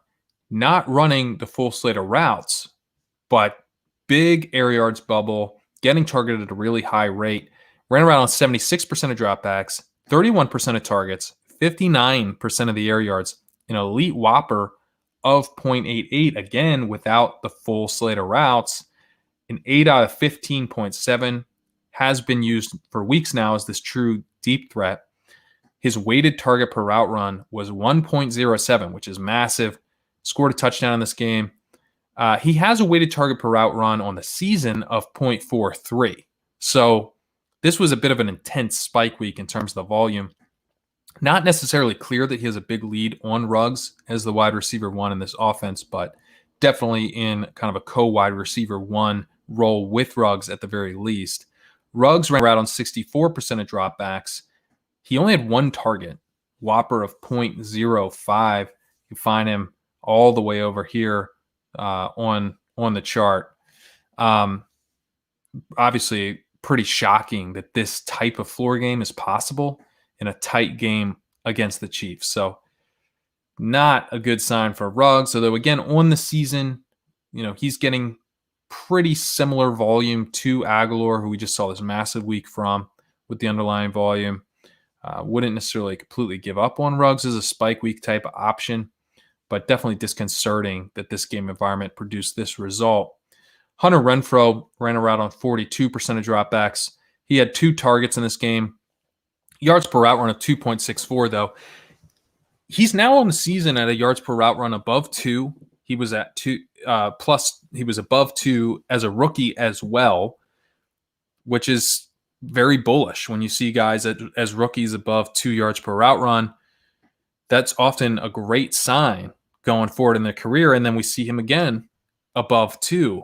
Hunter Henry doesn't get a chance to run a full slate of routes, but I think he's a pretty good player for what he does. Obviously, he's not going to be a star, but I think he's going to be in the league for a long time. I compared him to Cole Beasley a few weeks back, and that is kind of who I think he is. I think he's going to end up. He's probably going to get a second contract somewhere. He's probably going to have like decent, inconsistent but decent value for a few years going forward. Bryan Edwards starting to get a little bit more run. He ran around on 21% of dropbacks, up from 15% last week. Getting mixed in a little bit, got 2 targets. Someone to keep an eye on. He wasn't one of my favorite rookie prospects, but, certainly this year, like even the rookies that I thought might be bad look awesome. So if Bryan Edwards' role starts to increase from here, could be a decent add. And if you're a Bryan Edwards fan, then, I'd say, hey, go ahead and add him in high stakes leagues and stuff, because he's getting out there enough to where if Edwards is a difference maker type dude, then we could start to see him come on. At tight end, Darren Waller ran a route on 88% of dropbacks. He had 24% of targets, 16% of the air yards, whopper of 0.47, an 8 out of 5.3. Did get in the end zone here. Best whopper this season among all tight ends.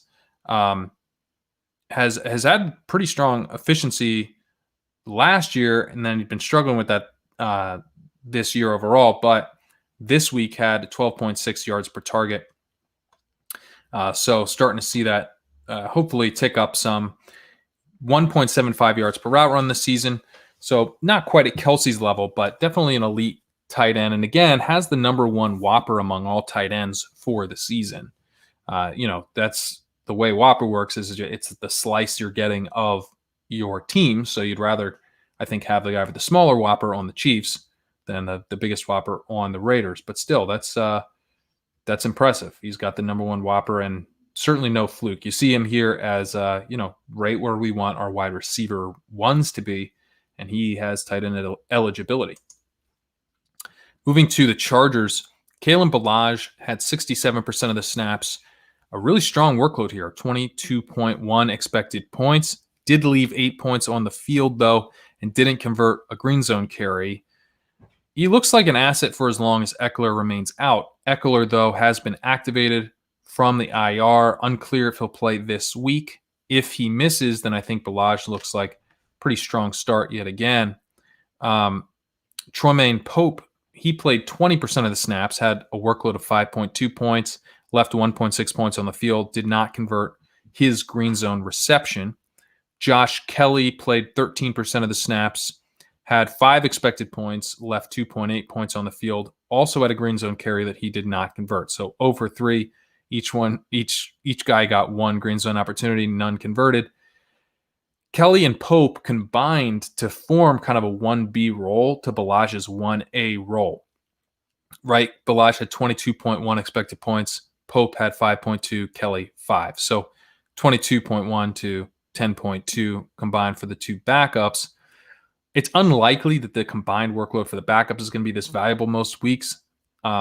So really need to see one of these guys kind of mount a challenge to Balazs to have any value, and obviously time expiring on that with Eckler coming back. Balazs getting, enough receiving work that I do think he would probably be, kind of like the Justin Jackson type of dude behind Eckler. Be interesting to see if Kelly or Pope gets involved at all. Hopefully the workload is condensed enough to where Eckler's getting his due. At wide receiver, Keenan Allen. I mean, look at this on the chart. Keenan Allen had an awesome week. Ran around on 94% of dropbacks. Had 40% of the targets, 22% of the air yards, a whopper of 0.75, an ADOT of just 3.8. But, 16 receptions in PPR leagues, just crushing. Did lose that fumble inside of the 5-yard line. So could have been a much better week, if he doesn't lose that fumble, maybe gets in the end zone. Obviously, that's a huge swing. Only yards per target on this game as well of 7.6. So not even super efficient on his targets. But, man, this volume was huge. He was efficient enough to have a really big game. Mike Williams ran a route on 80% of dropbacks here, 15% target share. He had 37% of the air yards, 37% of the air yards, a whopper of 0.48. Continues to be used as a clear-cut deep threat with an ADOT of 17.4. And, this was a spike week here in the box score, for a wide receiver with a profile designed to deliver spike weeks. Jalen Guyton kind of has that profile, although his profile is more just to stretch the field, running mostly empty routes. Ran a route on 93% of dropbacks, but you can see him here on the chart, just not getting targeted at all. Had 4 air yards in this game and only 1 target.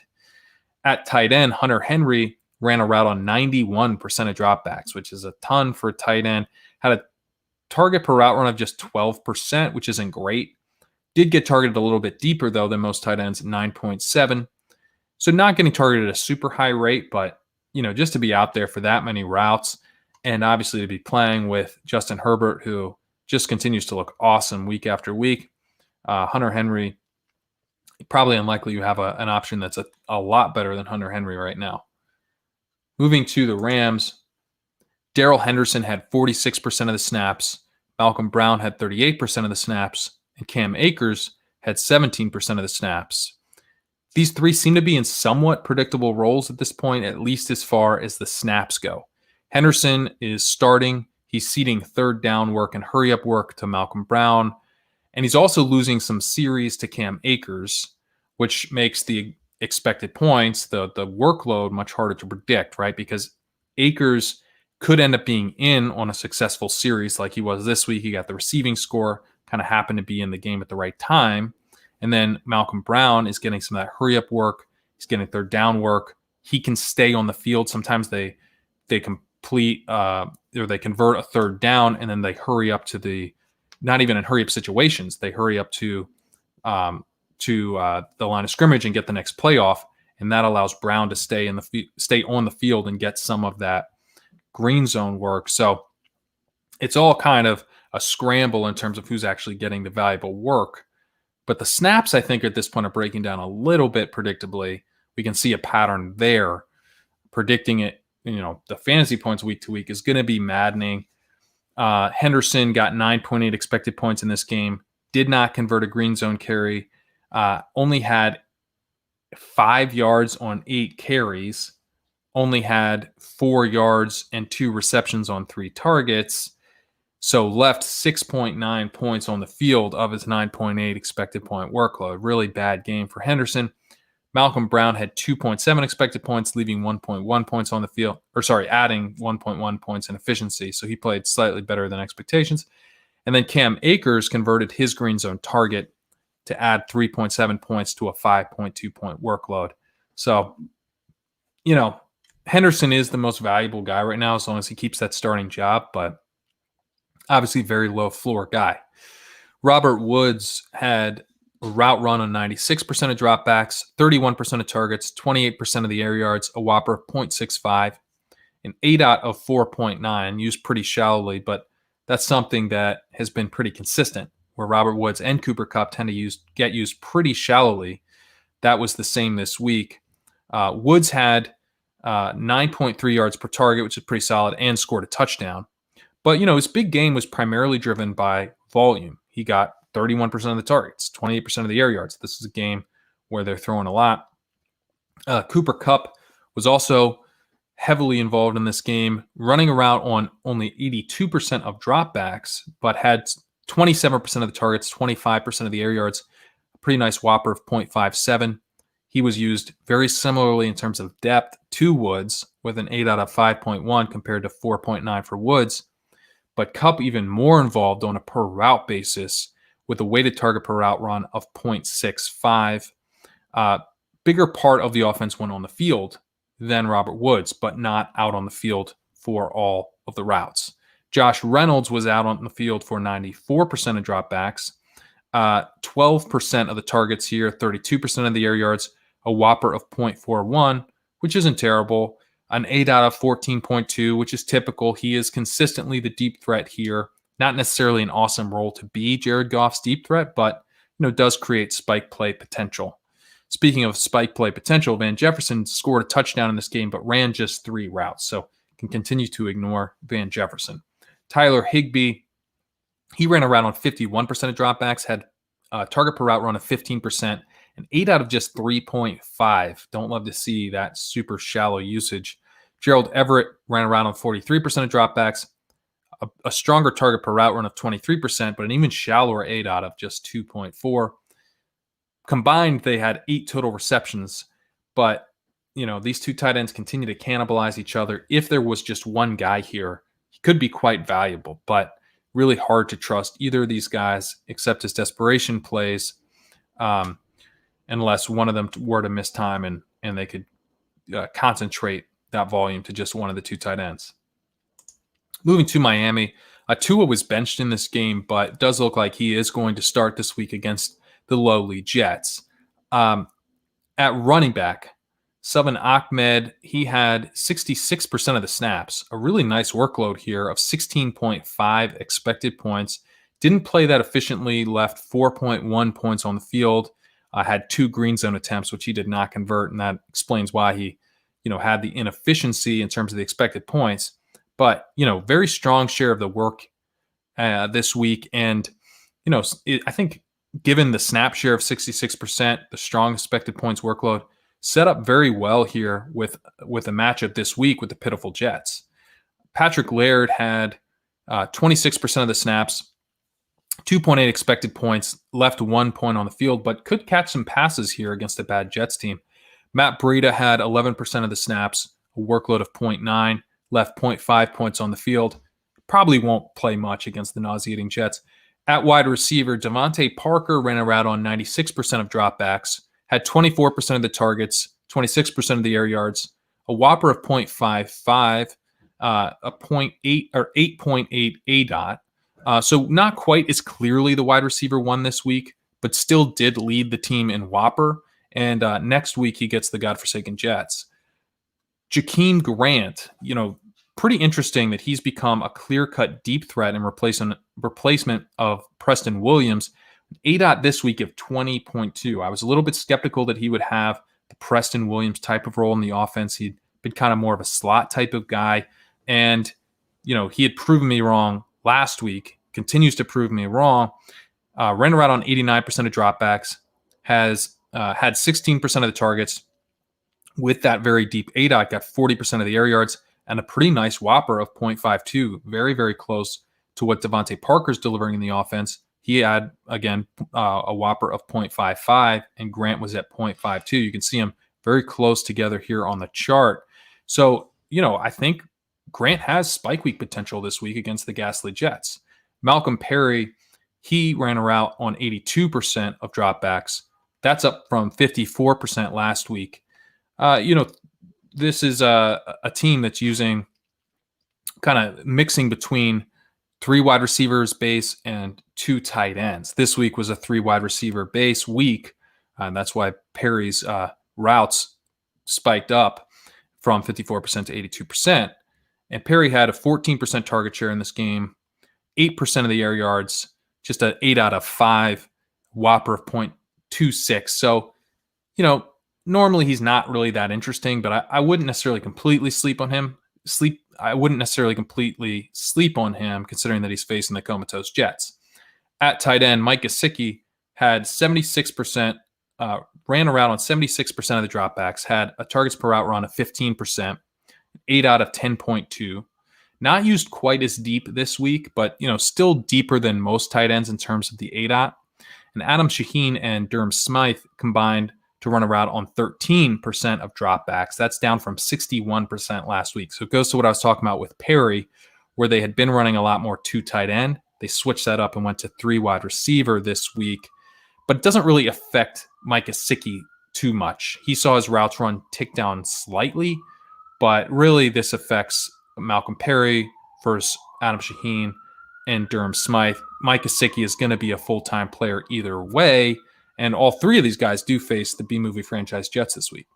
Moving to Minnesota, Dalvin Cook played 81% of the snaps. He had a workload of 30.7 expected points, which is just a huge workload. I mean, he could have had just like a week-winning week if he had delivered like efficiently on that, especially if he delivered like Dalvin Cook can deliver in terms of efficiency. He didn't quite.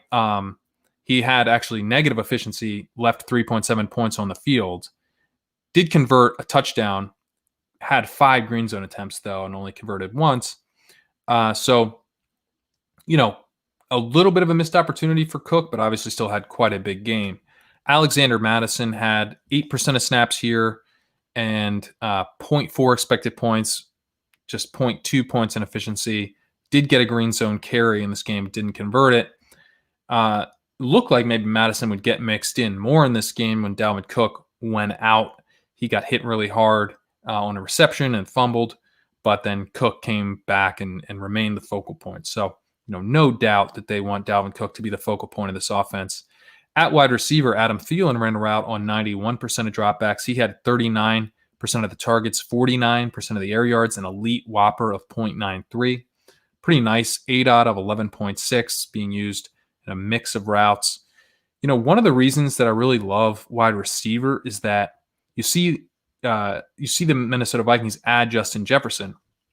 And you'd think, okay, if Justin Jefferson has this breakout rookie season, that would hurt Adam Thielen. It hasn't hurt Adam Thielen. It's helped Adam Thielen.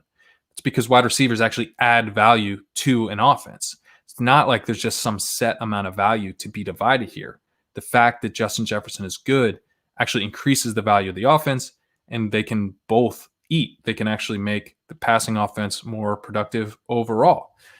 Justin Jefferson, he ran around on 97% of dropbacks, had 18% of the targets, 40% of the air yards, a whopper of 0.55. Played kind of a classic deep threat role in this game. A little bit of that Stephon Diggs role from last season with an 8 out of 21.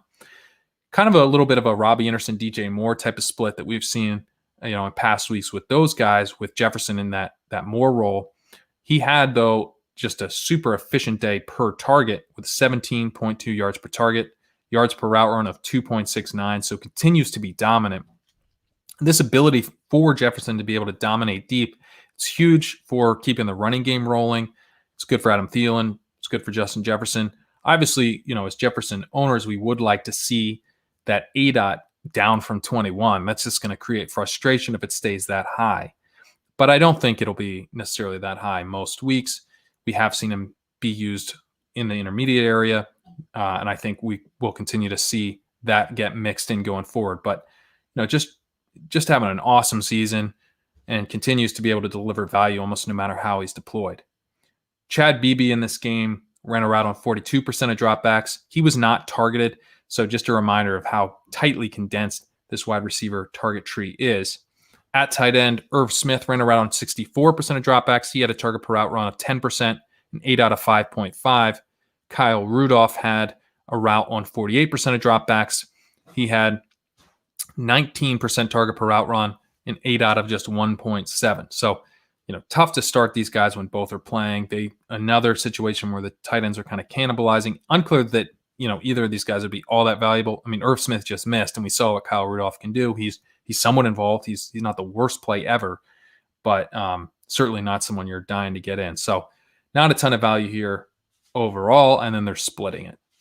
Moving to New England, James White played 57% of the snaps, had a pretty nice workload here of 14 expected points, basically played right at expectations, had 0 green zone opportunities. So the expected points here did not come from goal line carries. It came from 9 targets, which led the team.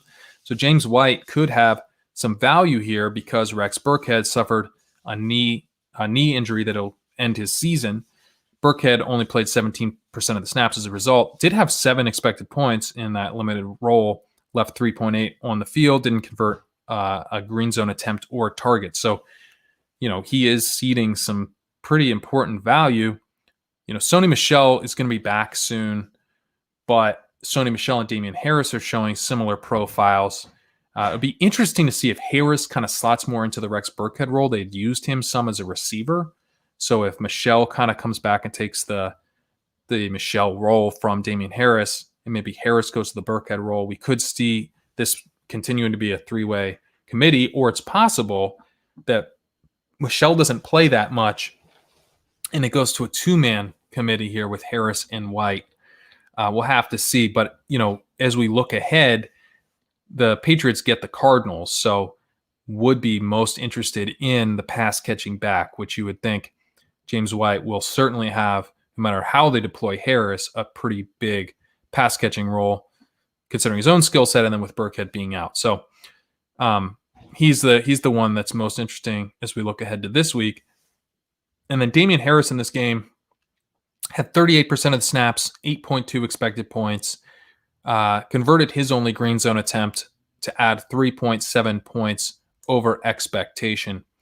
At wide receiver, Jakobi Meyers, bit of a down week. He had a route run on 98% of dropbacks, so that was nice, but just 8% of the targets, 5% of the air yards, a whopper of just 0.16, which is like pure ancillary wide receiver territory. And this is a guy supposed to be kind of a dominant wide receiver 1. That's what we had started to think he was. An 8 out of just 4. So overall, just a major down game. But since week 7, Jakobi Meyers is 3rd in the NFL in whopper.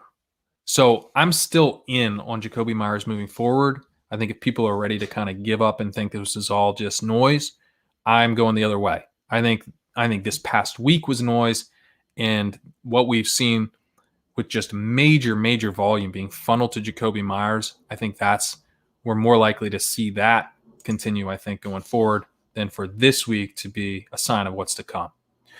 Demir Byrd ran around on 93% of dropbacks. He had 18% of the targets, 55% of the air yards, and a whopper of 0.66. That classic deep threat 8 out of 17.9. So this was something that we finally got what should have been happening more frequently all season, right? When a guy's being used in this highly volatile deep threat role, you would expect some spike weeks. He had not top 15 PPR points all season. He finally did this week with 26.3. So, this I think is just one of those spike weeks for Demir Byrd. Worth keeping in mind, though, that they do face the Cardinals next week. So certainly possible that he has back-to-back spike weeks with this deep threat role. The Patriots could be passing quite a bit in that game. But I do still think Jakobi Meyers is a much stronger option as we look ahead to next week. N'Keal Harry ran a route on 83% of dropbacks. He had 21% of the targets, 15% of the air yards, a whopper of 0.42, an 8 out of just 4.2. He has an 8 out of 6 on the season. And this usage, I think makes it unlikely that he has a late season breakout. I have been disappointed with the way they've rolled out Harry. He's someone that you would think of as like maybe kind of a Kelvin Benjamin type, comparing him to, the Cam Newton, Kelvin Benjamin connection where Newton maybe chucks it up to Harry, the big bodied wide receiver who can do damage deeper down the field. But to get used in this shallow role, he doesn't really have all that much after the catch ability, I don't think. At least hasn't really shown it. So not excited about this role for him, and continue to think the way to play this offense is Jacoby Myers. At tight end, Ryan Izzo ran around on 69% of dropbacks, had a target per route run of 10%, and 8 out of 0. Really gross. In New Orleans, Alvin Kamara. Alvin Kamara had 48% of the snaps. He had a expected points workload of 10.2, adding 0.3 in efficiency. Got both green zone attempts for the backfield here and converted one of those for a touchdown. Latavius Murray, though, actually outsnapped Alvin Kamara this week with 50% of the snaps and nearly had as much of a workload with 8.4 expected points, adding 2.1 points in efficiency. Ty Montgomery also worked in a bit with just 3% of the snaps. But the big news here is this Latavius Murray outsnapping Alvin Kamara. I'm thinking this must partly have to do with the fact that Kamara was nursing a foot injury. He missed practice a bit last week. And also, just the game environment. They didn't need to rely on Kamara down the stretch. But this was Kamara's first game below 15 expected points this season. A major concern given the quarterback change. And also a season high in snap share for Kamara. So a season high in snap share for Murray. So, overall, this is concerning for Alvin Kamara, even if we can say, it's game script and maybe they just didn't want to push him when they didn't need to. But, obviously we've got this switch to Taysom Hill. Obviously it was logical that it was going to hurt the receiving back in Alvin Kamara. And we did see that come to pass, even though Taysom Hill added value overall to the offense compared to what we thought he might do. So not panicking on Alvin Kamara, but definitely a little concerning. At wide receiver, Michael Thomas ran around on 100% of dropbacks. He had a target share of 52%. He had an air yard share of 75%, a whopper of 1.31. This is a 0-to-1 scale. That doesn't really happen that often. Michael Thomas had that classic Michael Thomas 8 out of 8.6. So used pretty similar way. And I think while Taysom Hill hurts the volume of the passing offense, and Thomas is not going to be able to get this big a slice of the offense every week, the fact that this big a slice is on the table at all is worth keeping in mind. You see him on our chart here. He is just a massive air yards bubble all the way over here on the right, running 100% of routes. So just a huge, huge week from Michael Thomas in terms of the underlying volume. Emmanuel Sanders ran around on 70% of dropbacks. He had 22% of the targets, 32% of the air yards, a whopper of 0.55 and 8 out of 8.8. Wide receiver 1B type of usage here. Pretty nice game for Sanders as well. Traquan Smith ran around on 63% of dropbacks, but was not targeted in this game. Jared Cook ran a route on 33% of dropbacks, had a just 10% target per route run, and an 8 out of 6. Adam Troutman also ran a route on 33% of dropbacks. You see him here, overline bubbles on the chart as they both ran a route on 33% of dropbacks, also had a 10% target per route run, also had an 8 out of 6. So the exact same profile for these two guys. But Troutman, obviously the rookie, so very important to keep in mind that his role could be increasing. He needs to be added, I think, in tight end premium and shallow dynasty leagues, as he could be making a move on Jared Cook here. I didn't see anything about an injury for Jared Cook, so I think this is a change in role. We maybe could see Adam Troutman's role increase. Certainly wouldn't necessarily be like a smash going forward, given that I don't think this offense is going to be one that we're dying to get pieces in. But, again, given the state of tight end, we need to be proactive about adding guys who are starting to see bigger roles. Moving to the Jets.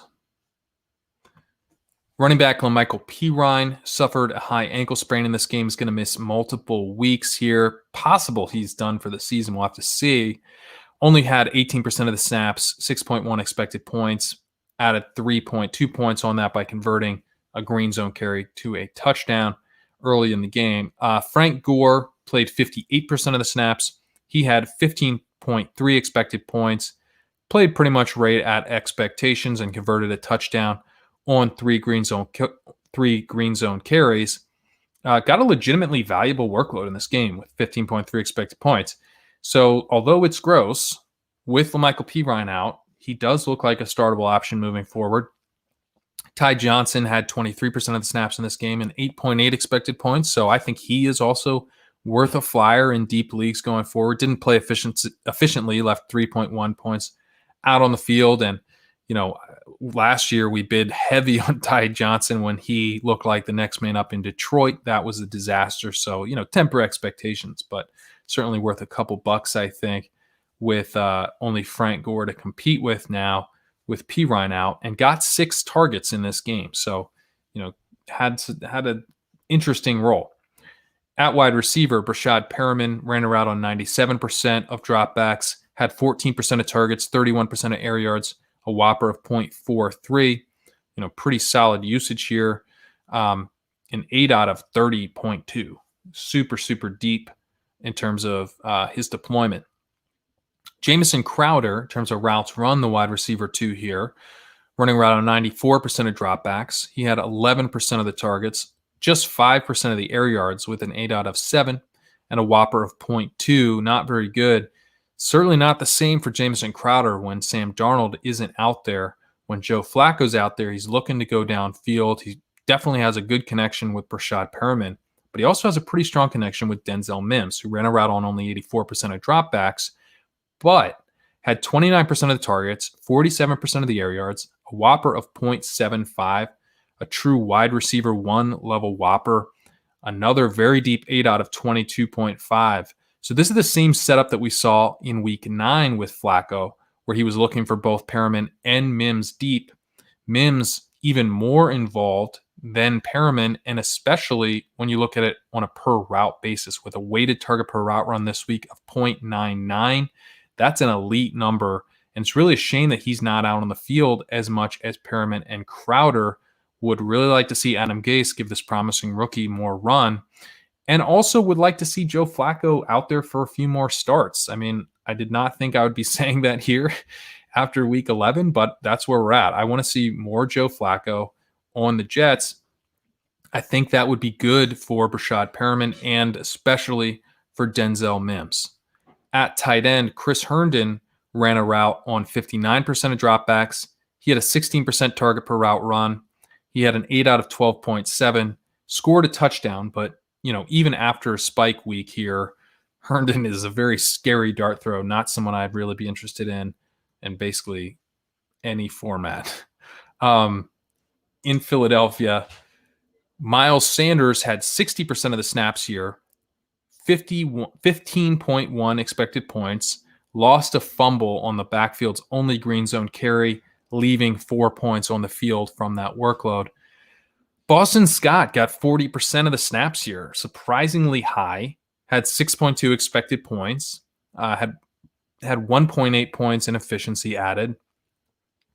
He had 3 rushes, 2 on early downs. So, before Sanders' fumble, Scott had 3 rushes, 2 of which were on early downs, and 1 was on third down. So, I think that the point is that Scott was involved not just as kind of a dump off garbage time option. He was legitimately involved even before Sanders had this fumble. It's concerning. It's concerning here because the value of this backfield isn't what we want it to be because the value of the offense isn't what we want it to be. And it's being split now, where it looked like Sanders was getting the full value of this all to himself, this workhorse role. This is a major dent in that idea. Until we see a week that proves otherwise, I would say that we have to treat Sanders as a guy who's a little bit closer to like a James Conner in terms of his work, in terms of like the percentage of the work he's getting, than like a true workhorse. At wide receiver, Travis Fulgham ran a route on 98% of dropbacks.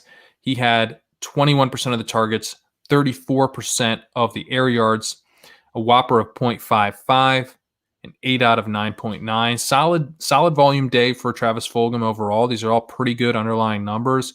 The only wide receiver this week on the Eagles with strong underlying usage, so that's all good. He did have a yards per target of 1.1, however, so that's not good.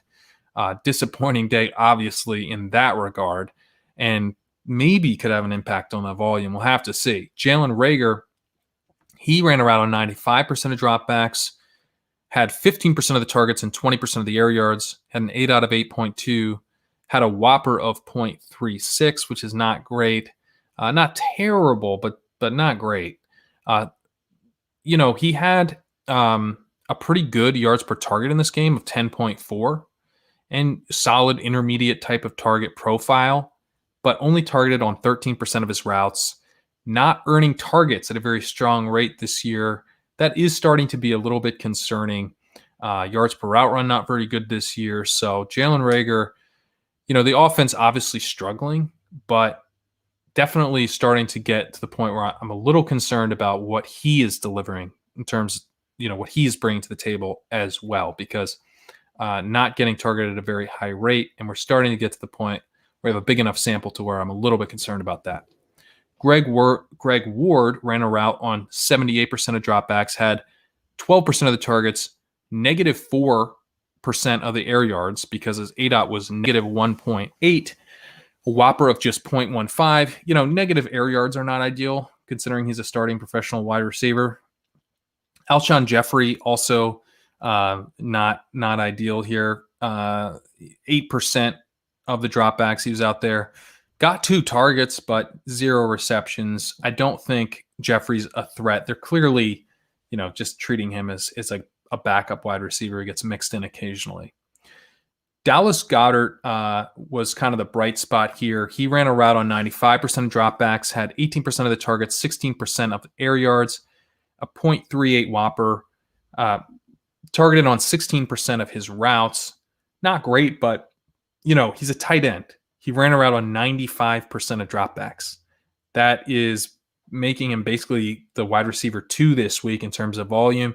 Yards per target as well of 12.8, which was nice. Allowed him to deliver a bit of a spike week. But, just on the routes run alone, this is a pretty solid tight end profile. And then we know he can earn targets. So the fact that he only had the 16% target per route run, I think is a little bit fluky, just as the 12.8 yards per target is going to be a little bit fluky as well. So I think we'll probably see his targets tick up. We'll probably see the yards per target tick down. Moving to Pittsburgh, James Conner, just referenced him as kind of that Miles Sanders comparison here, had 69% of the snaps, only 10.4 expected points, 2.4 points over expectation. So getting a fair amount of snaps, but has not been above 15 expected points since week 7, has had just 1 week above 20 expected points. Spike weeks are going to be hard to come by with this profile. On the Miles Sanders comparison, I do just want to clarify that I think the snap count is where the comparison is. I do think that there should be more value in the Eagles backfield based on the way they're structuring their offense than we've seen in the Steelers backfield, because we've seen the Steelers are just passing a lot. Mike Leone had a pretty good fleet on this, talking about how the Steelers were passing way above expectations, and that's continued to be the case. Ray McLeod had 27% of the snaps in this game. He had a 6.4 expected points workload, left 0.4 points on the field. Benny Snell had 13% of the snaps with a solid workload considering the snap share of 5.7 expected points, 1.8 points added to that. scored a touchdown here on the backfield's only green zone carry. So James Conner does not need that, right? Does not need Benny Snell mixing in for 13% of the snaps and stealing touchdowns. Anthony McFarland also active in this game and had 7% of the snaps with 1.5 expected points left, 1.2 of that on the field. But we've got 3 running backs mixing in here behind James Conner, if we consider Raver McLeod a running back, kind of a hybrid player. But 13.6 points, expected points here between McLeod, Snell, and McFarland compared to 10.4 expected points for Conner. So the backups kind of out workloading the starter here. And this is a system where we normally expect there to be a clear-cut running back one. So Steelers not really operating their backfield like we're used to seeing at the moment.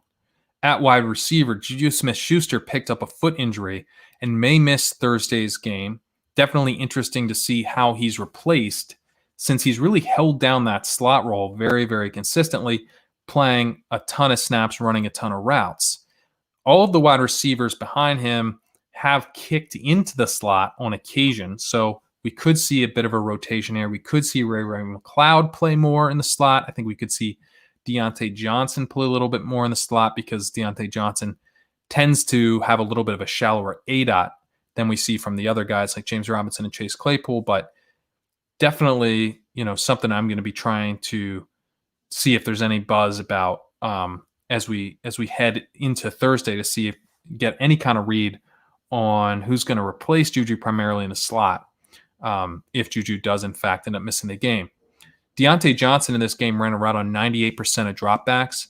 He had 35% of the targets, 29% of the air yards, a wide receiver one level whopper of 0.73, and an ADOT of 6.6. So again, used a little bit on the shallower side like Juju, but Deontay Johnson, very strong weighted target per route run this season of 0.64.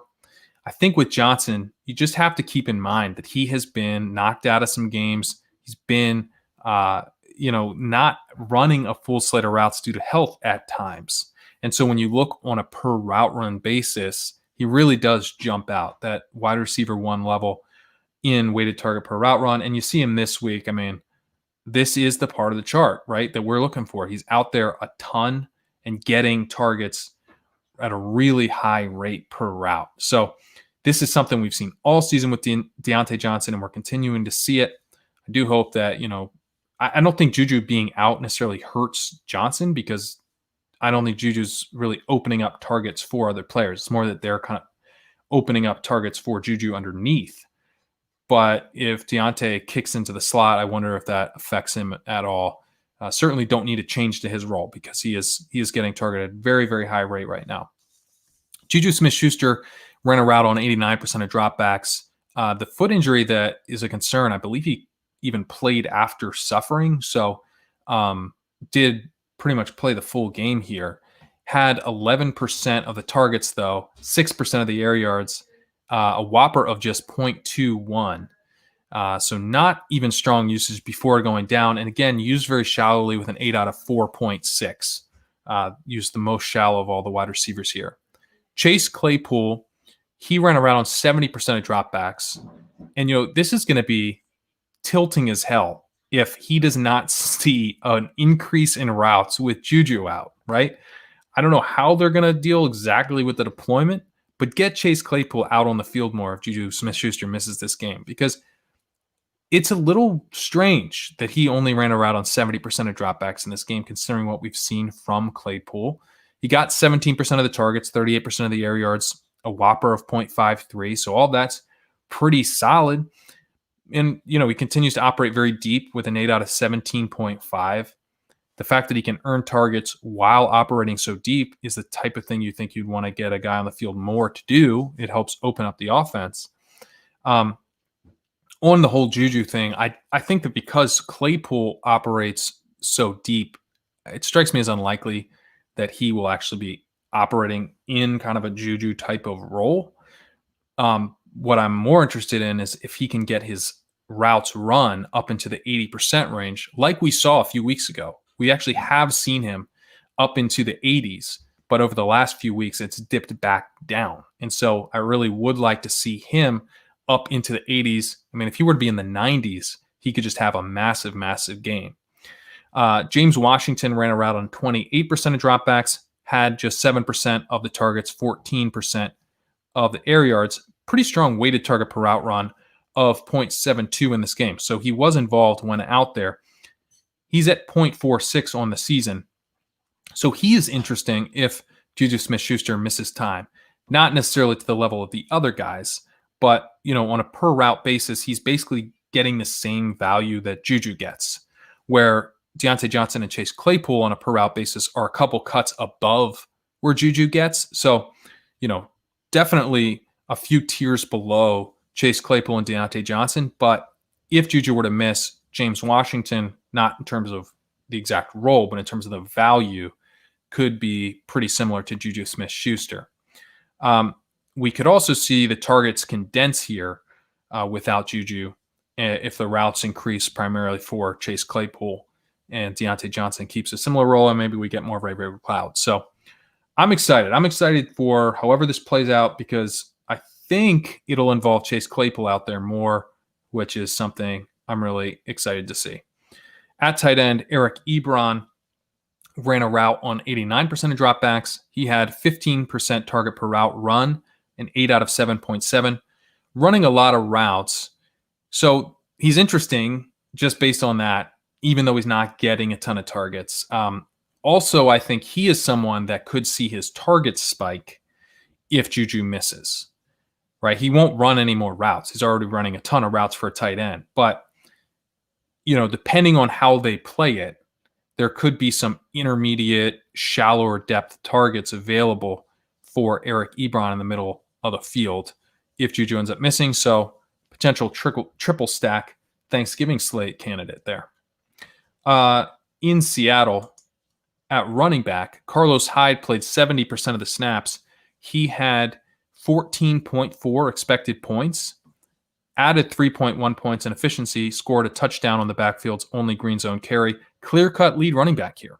Led the backfield with 3 targets, not something that we would have necessarily expected for Carlos Hyde. So he is interesting if Chris Carson misses again. Bo Scarborough, he was the second most involved running back, barely, but ahead of DJ Dallas a little bit. Played on 18% of the snaps, had 2.8 expected points, added 0.3 points in efficiency.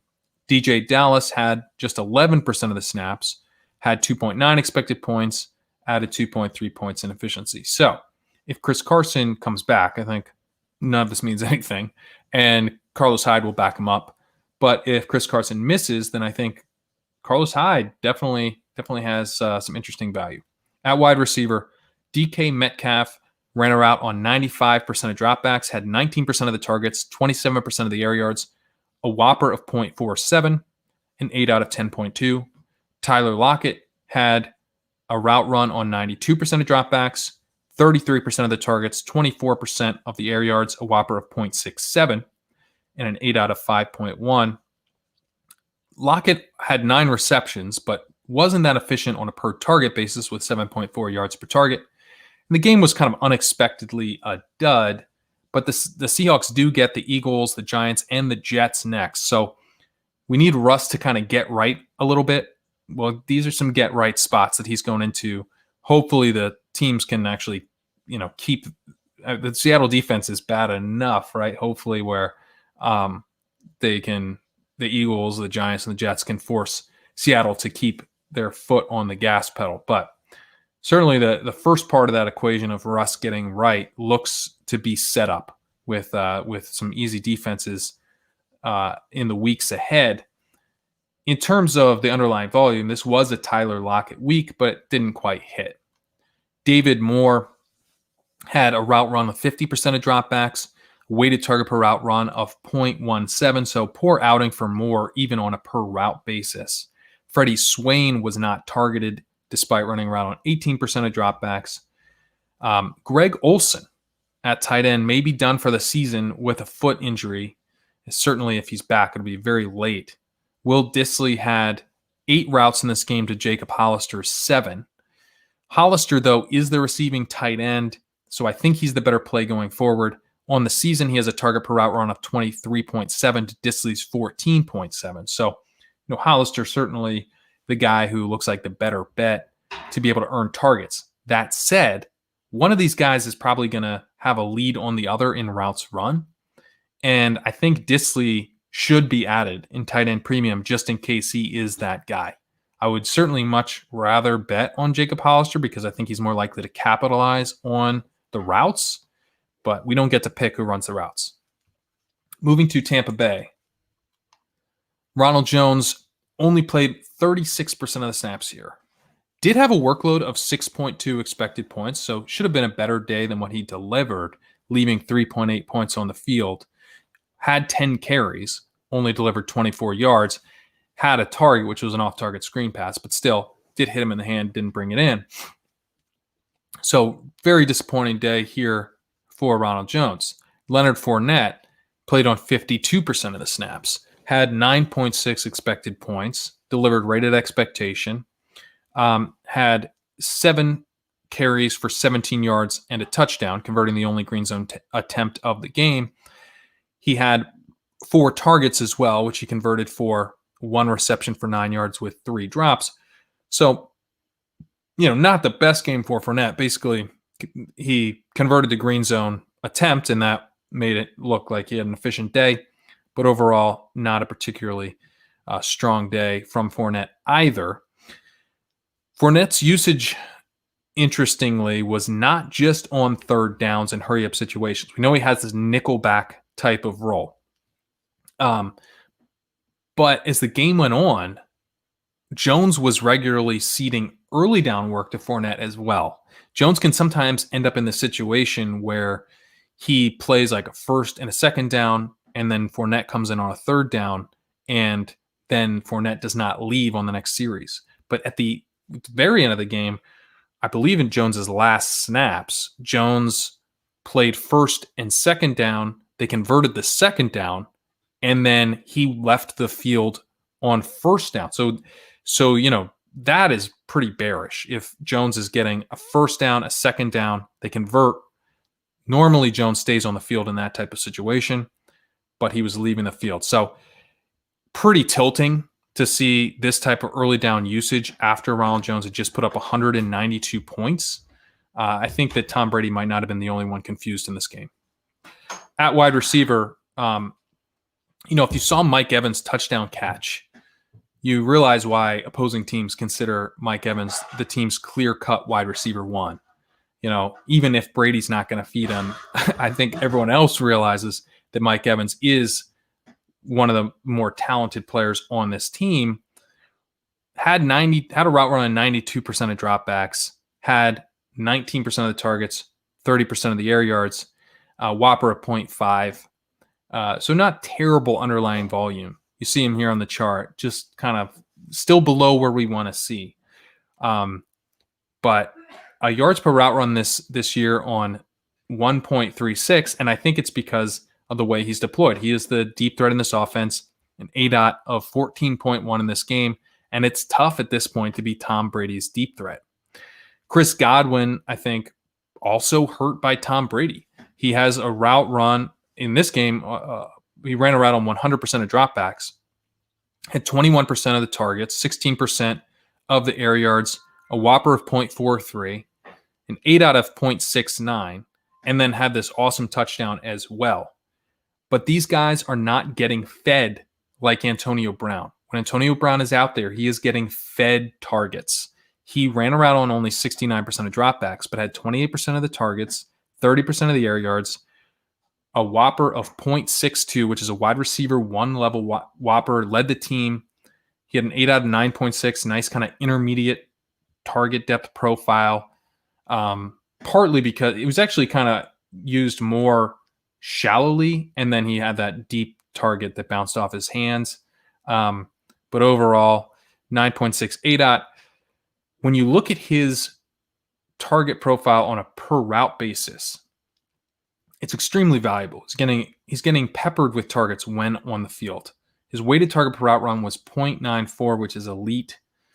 However, he had the lowest yards per target among the wide receiver group with a 4.4 yards per target. It's frustrating. I mean, you see him on the chart here. This is where you want. Like, this is the guy you're like, oh, if this guy gets more run, he could smash. But you've got Chris Godwin and Mike Evans. So why are you feeding this dude targets, you know? But Tom Brady, he wants to feed his housemate. So this is where we're at. At tight end, Rob Gronkowski, he ran around on 63% of dropbacks, had a target per route run of 19%, used somewhat deeper downfield than a normal tight end, which is pretty typical of an 8 out of 9.8. Continues to have a pretty solid, startable tight end profile, but not an awesome tight end profile, but, you know, able to deliver some big plays with his deployment. Cameron Brate ran a route on 41% of dropbacks. He had a target per route run of 20%, an 8 out of 13.2. So like Gronk, can see some deeper targets and would be interesting, I think, if Gronk were to miss time. In Tennessee, Derrick Henry had 79% of the snaps, which is nice to see for him because we've been seeing him down, you know, even closer to like 50% with what was going on with D'Onta Foreman playing a lot more. Derrick Henry also had 17.3 expected points with 2.9 points over expectation. Did fail to convert the backfield's only green zone carry, but the biggest thing was nice to see him getting a dominant share of snaps and backfield work here. And the team wasn't running the ball at the goal line, so this could have been a huge day for Henry if they had used him there, right? The expected points don't measure the value that weren't carries, like the passing work in that range where you could see Derrick Henry getting those goal line rushes that would really spike his workload. Because those were passes, those were missed opportunities for Henry. Jeremy McNichols, he played 17% of snaps in this game. He had 1.8 expected points, left 0.6 of that, on the field. D'Onta Foreman only played one snap, so way down in his role. Pretty interesting to see a big shift back towards Henry. Makes me wonder if maybe he was nursing something, that they were scaling his snaps back. I'm not sure, but either way, a nice bullish week for Henry owners here. At wide receiver, A.J. Brown ran a route on 89% of dropbacks, had 22% of the targets, 28% of the air yards, a whopper of 0.52, which is pretty solid, 7.9 ADOT. He got in the end zone in this game, but, you know, not the biggest game for him in terms of the underlying volume, especially when compared to Corey Davis. We look here on the chart. A.J. Brown is basically where we want to see guys, but you see Davis getting more air yards, getting targeted at a higher rate when out there. He only ran around on 81% of dropbacks, but had 22% of the targets as well, and 56% of the air yards, 28% for Brown. He had a whopper. Corey Davis did a 0.72, which is really nice. Had an 8 out of 15.9, so strong outing. And given his 8 out the spike week kind of makes sense, but profiling as a co-wide receiver one with A.J. Brown right now, I've compared them in the past to Will Fuller and Brandon Cooks, and I continue to think that's the right comparison. They're very condensed wide receiver volume, but both of these guys are pretty similar to each other over the course of the season in terms of their whopper. They're right there, right next to each other as kind of co-wide receiver ones. Cameron Batson was the wide receiver 3 in this game. He had a route run on 35% of dropbacks, a weighted target per route run of 0.26, so not really involved even on a per route basis, which again allows this offense to be really concentrated to just these two wide receivers and Jonnu Smith, who had a really nice target per route run of 26%, but running around on 62% of dropbacks, did get in the end zone, only had an 8 out of 0.7, so that shallow usage isn't ideal. But the nice thing for Smith is that his volume has bounced back pretty strongly after 2 down weeks in weeks 8 and 9. He's now had 2 weeks looking back to where we expect Jonnu Smith to be with a strong target per route run over the last 2 weeks. He is not running a full slate of routes, but he gets targeted at a high enough rate to where I do think he's a strong option at tight end, kind of in that secondary tight end option with the guys like Dallas Goedert, Noah Fant. I think Jonnu Smith kind of belongs in that tier right now. Anthony Firkser ran a route on 49% of dropbacks. He had a target per route run of 22%. He's at 23% for the season. So he is out there a lot for a tight end too. Adam Humphries has been missing games, so I think that's partly why he's been getting so much run. But I don't think it's out of the question that continues when Humphries comes back. More importantly, were Jonnu Smith to miss some time, Anthony Firkser would be a really nice option. That target per route run, pretty high, even in this game with Jonnu Smith having a high target per route run.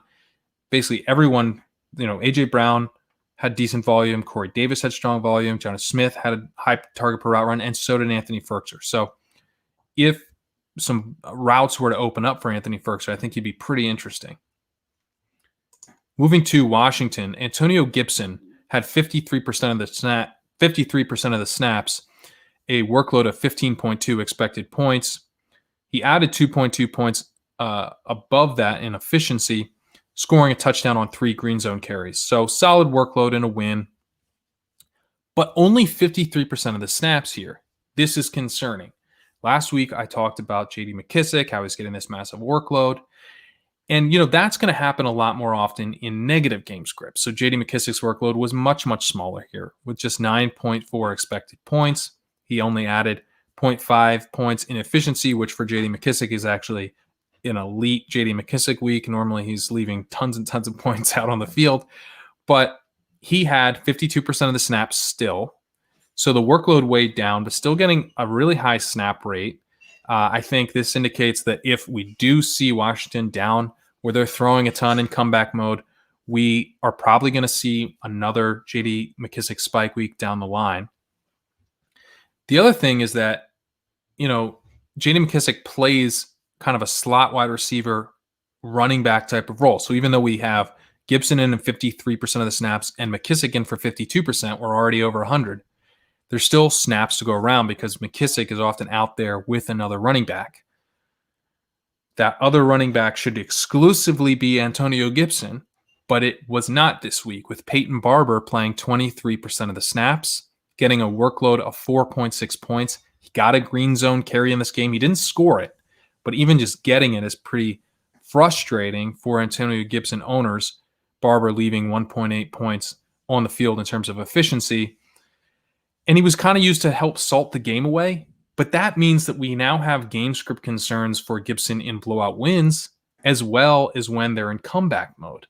So this is frustrating. I mean, the 4.6 points that Barber stole, if we had added that to Antonio Gibson's 15.2 expected points, that's like an elite running back workload. So this was meaningful. Barber prevented Gibson from getting an elite workload in this game.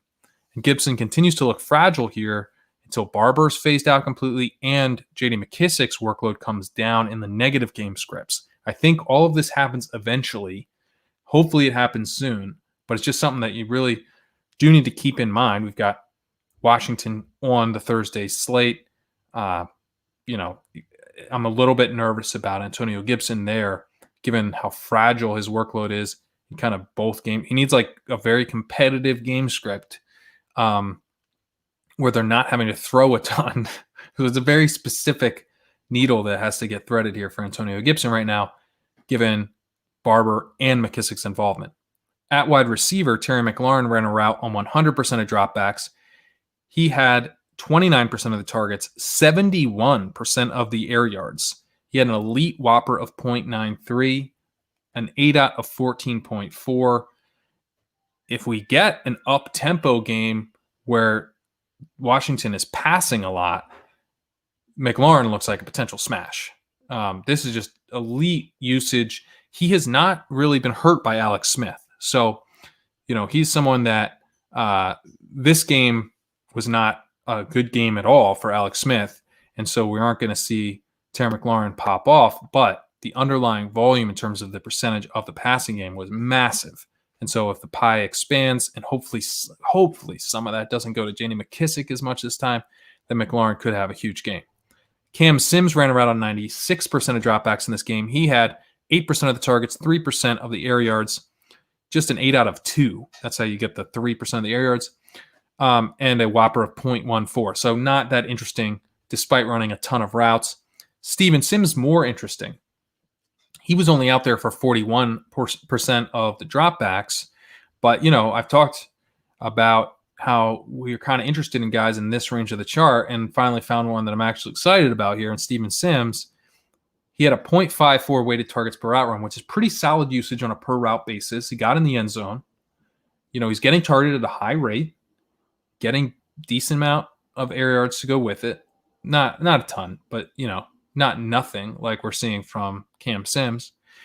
And you has the potential maybe to run more routes. I think those routes probably come at the expense of J.D. McKissic, who, again, is in that kind of slot wide receiver / running back role. McKissic, as I mentioned last week, has been very, very inefficient. And so it's possible that maybe we see Steven Sims's role come up, J.D. McKissic's role come down. And I think that'd probably be good for the offense. And Steven Sims, if he's available anywhere, I think worth kind of a flyer type of ad. Closing it out here at tight end with Logan Thomas. Logan Thomas ran around a 96% of dropbacks, which is very, very, very high for a tight end. He had a 19% target per route run, which is pretty solid, especially considering how much he was out there, which leads to this whopper of 0.42, which is pretty good for tight end. So actually a decent game from Thomas in the underlying volume. Did have an 8 out of 4.4, which is not ideal.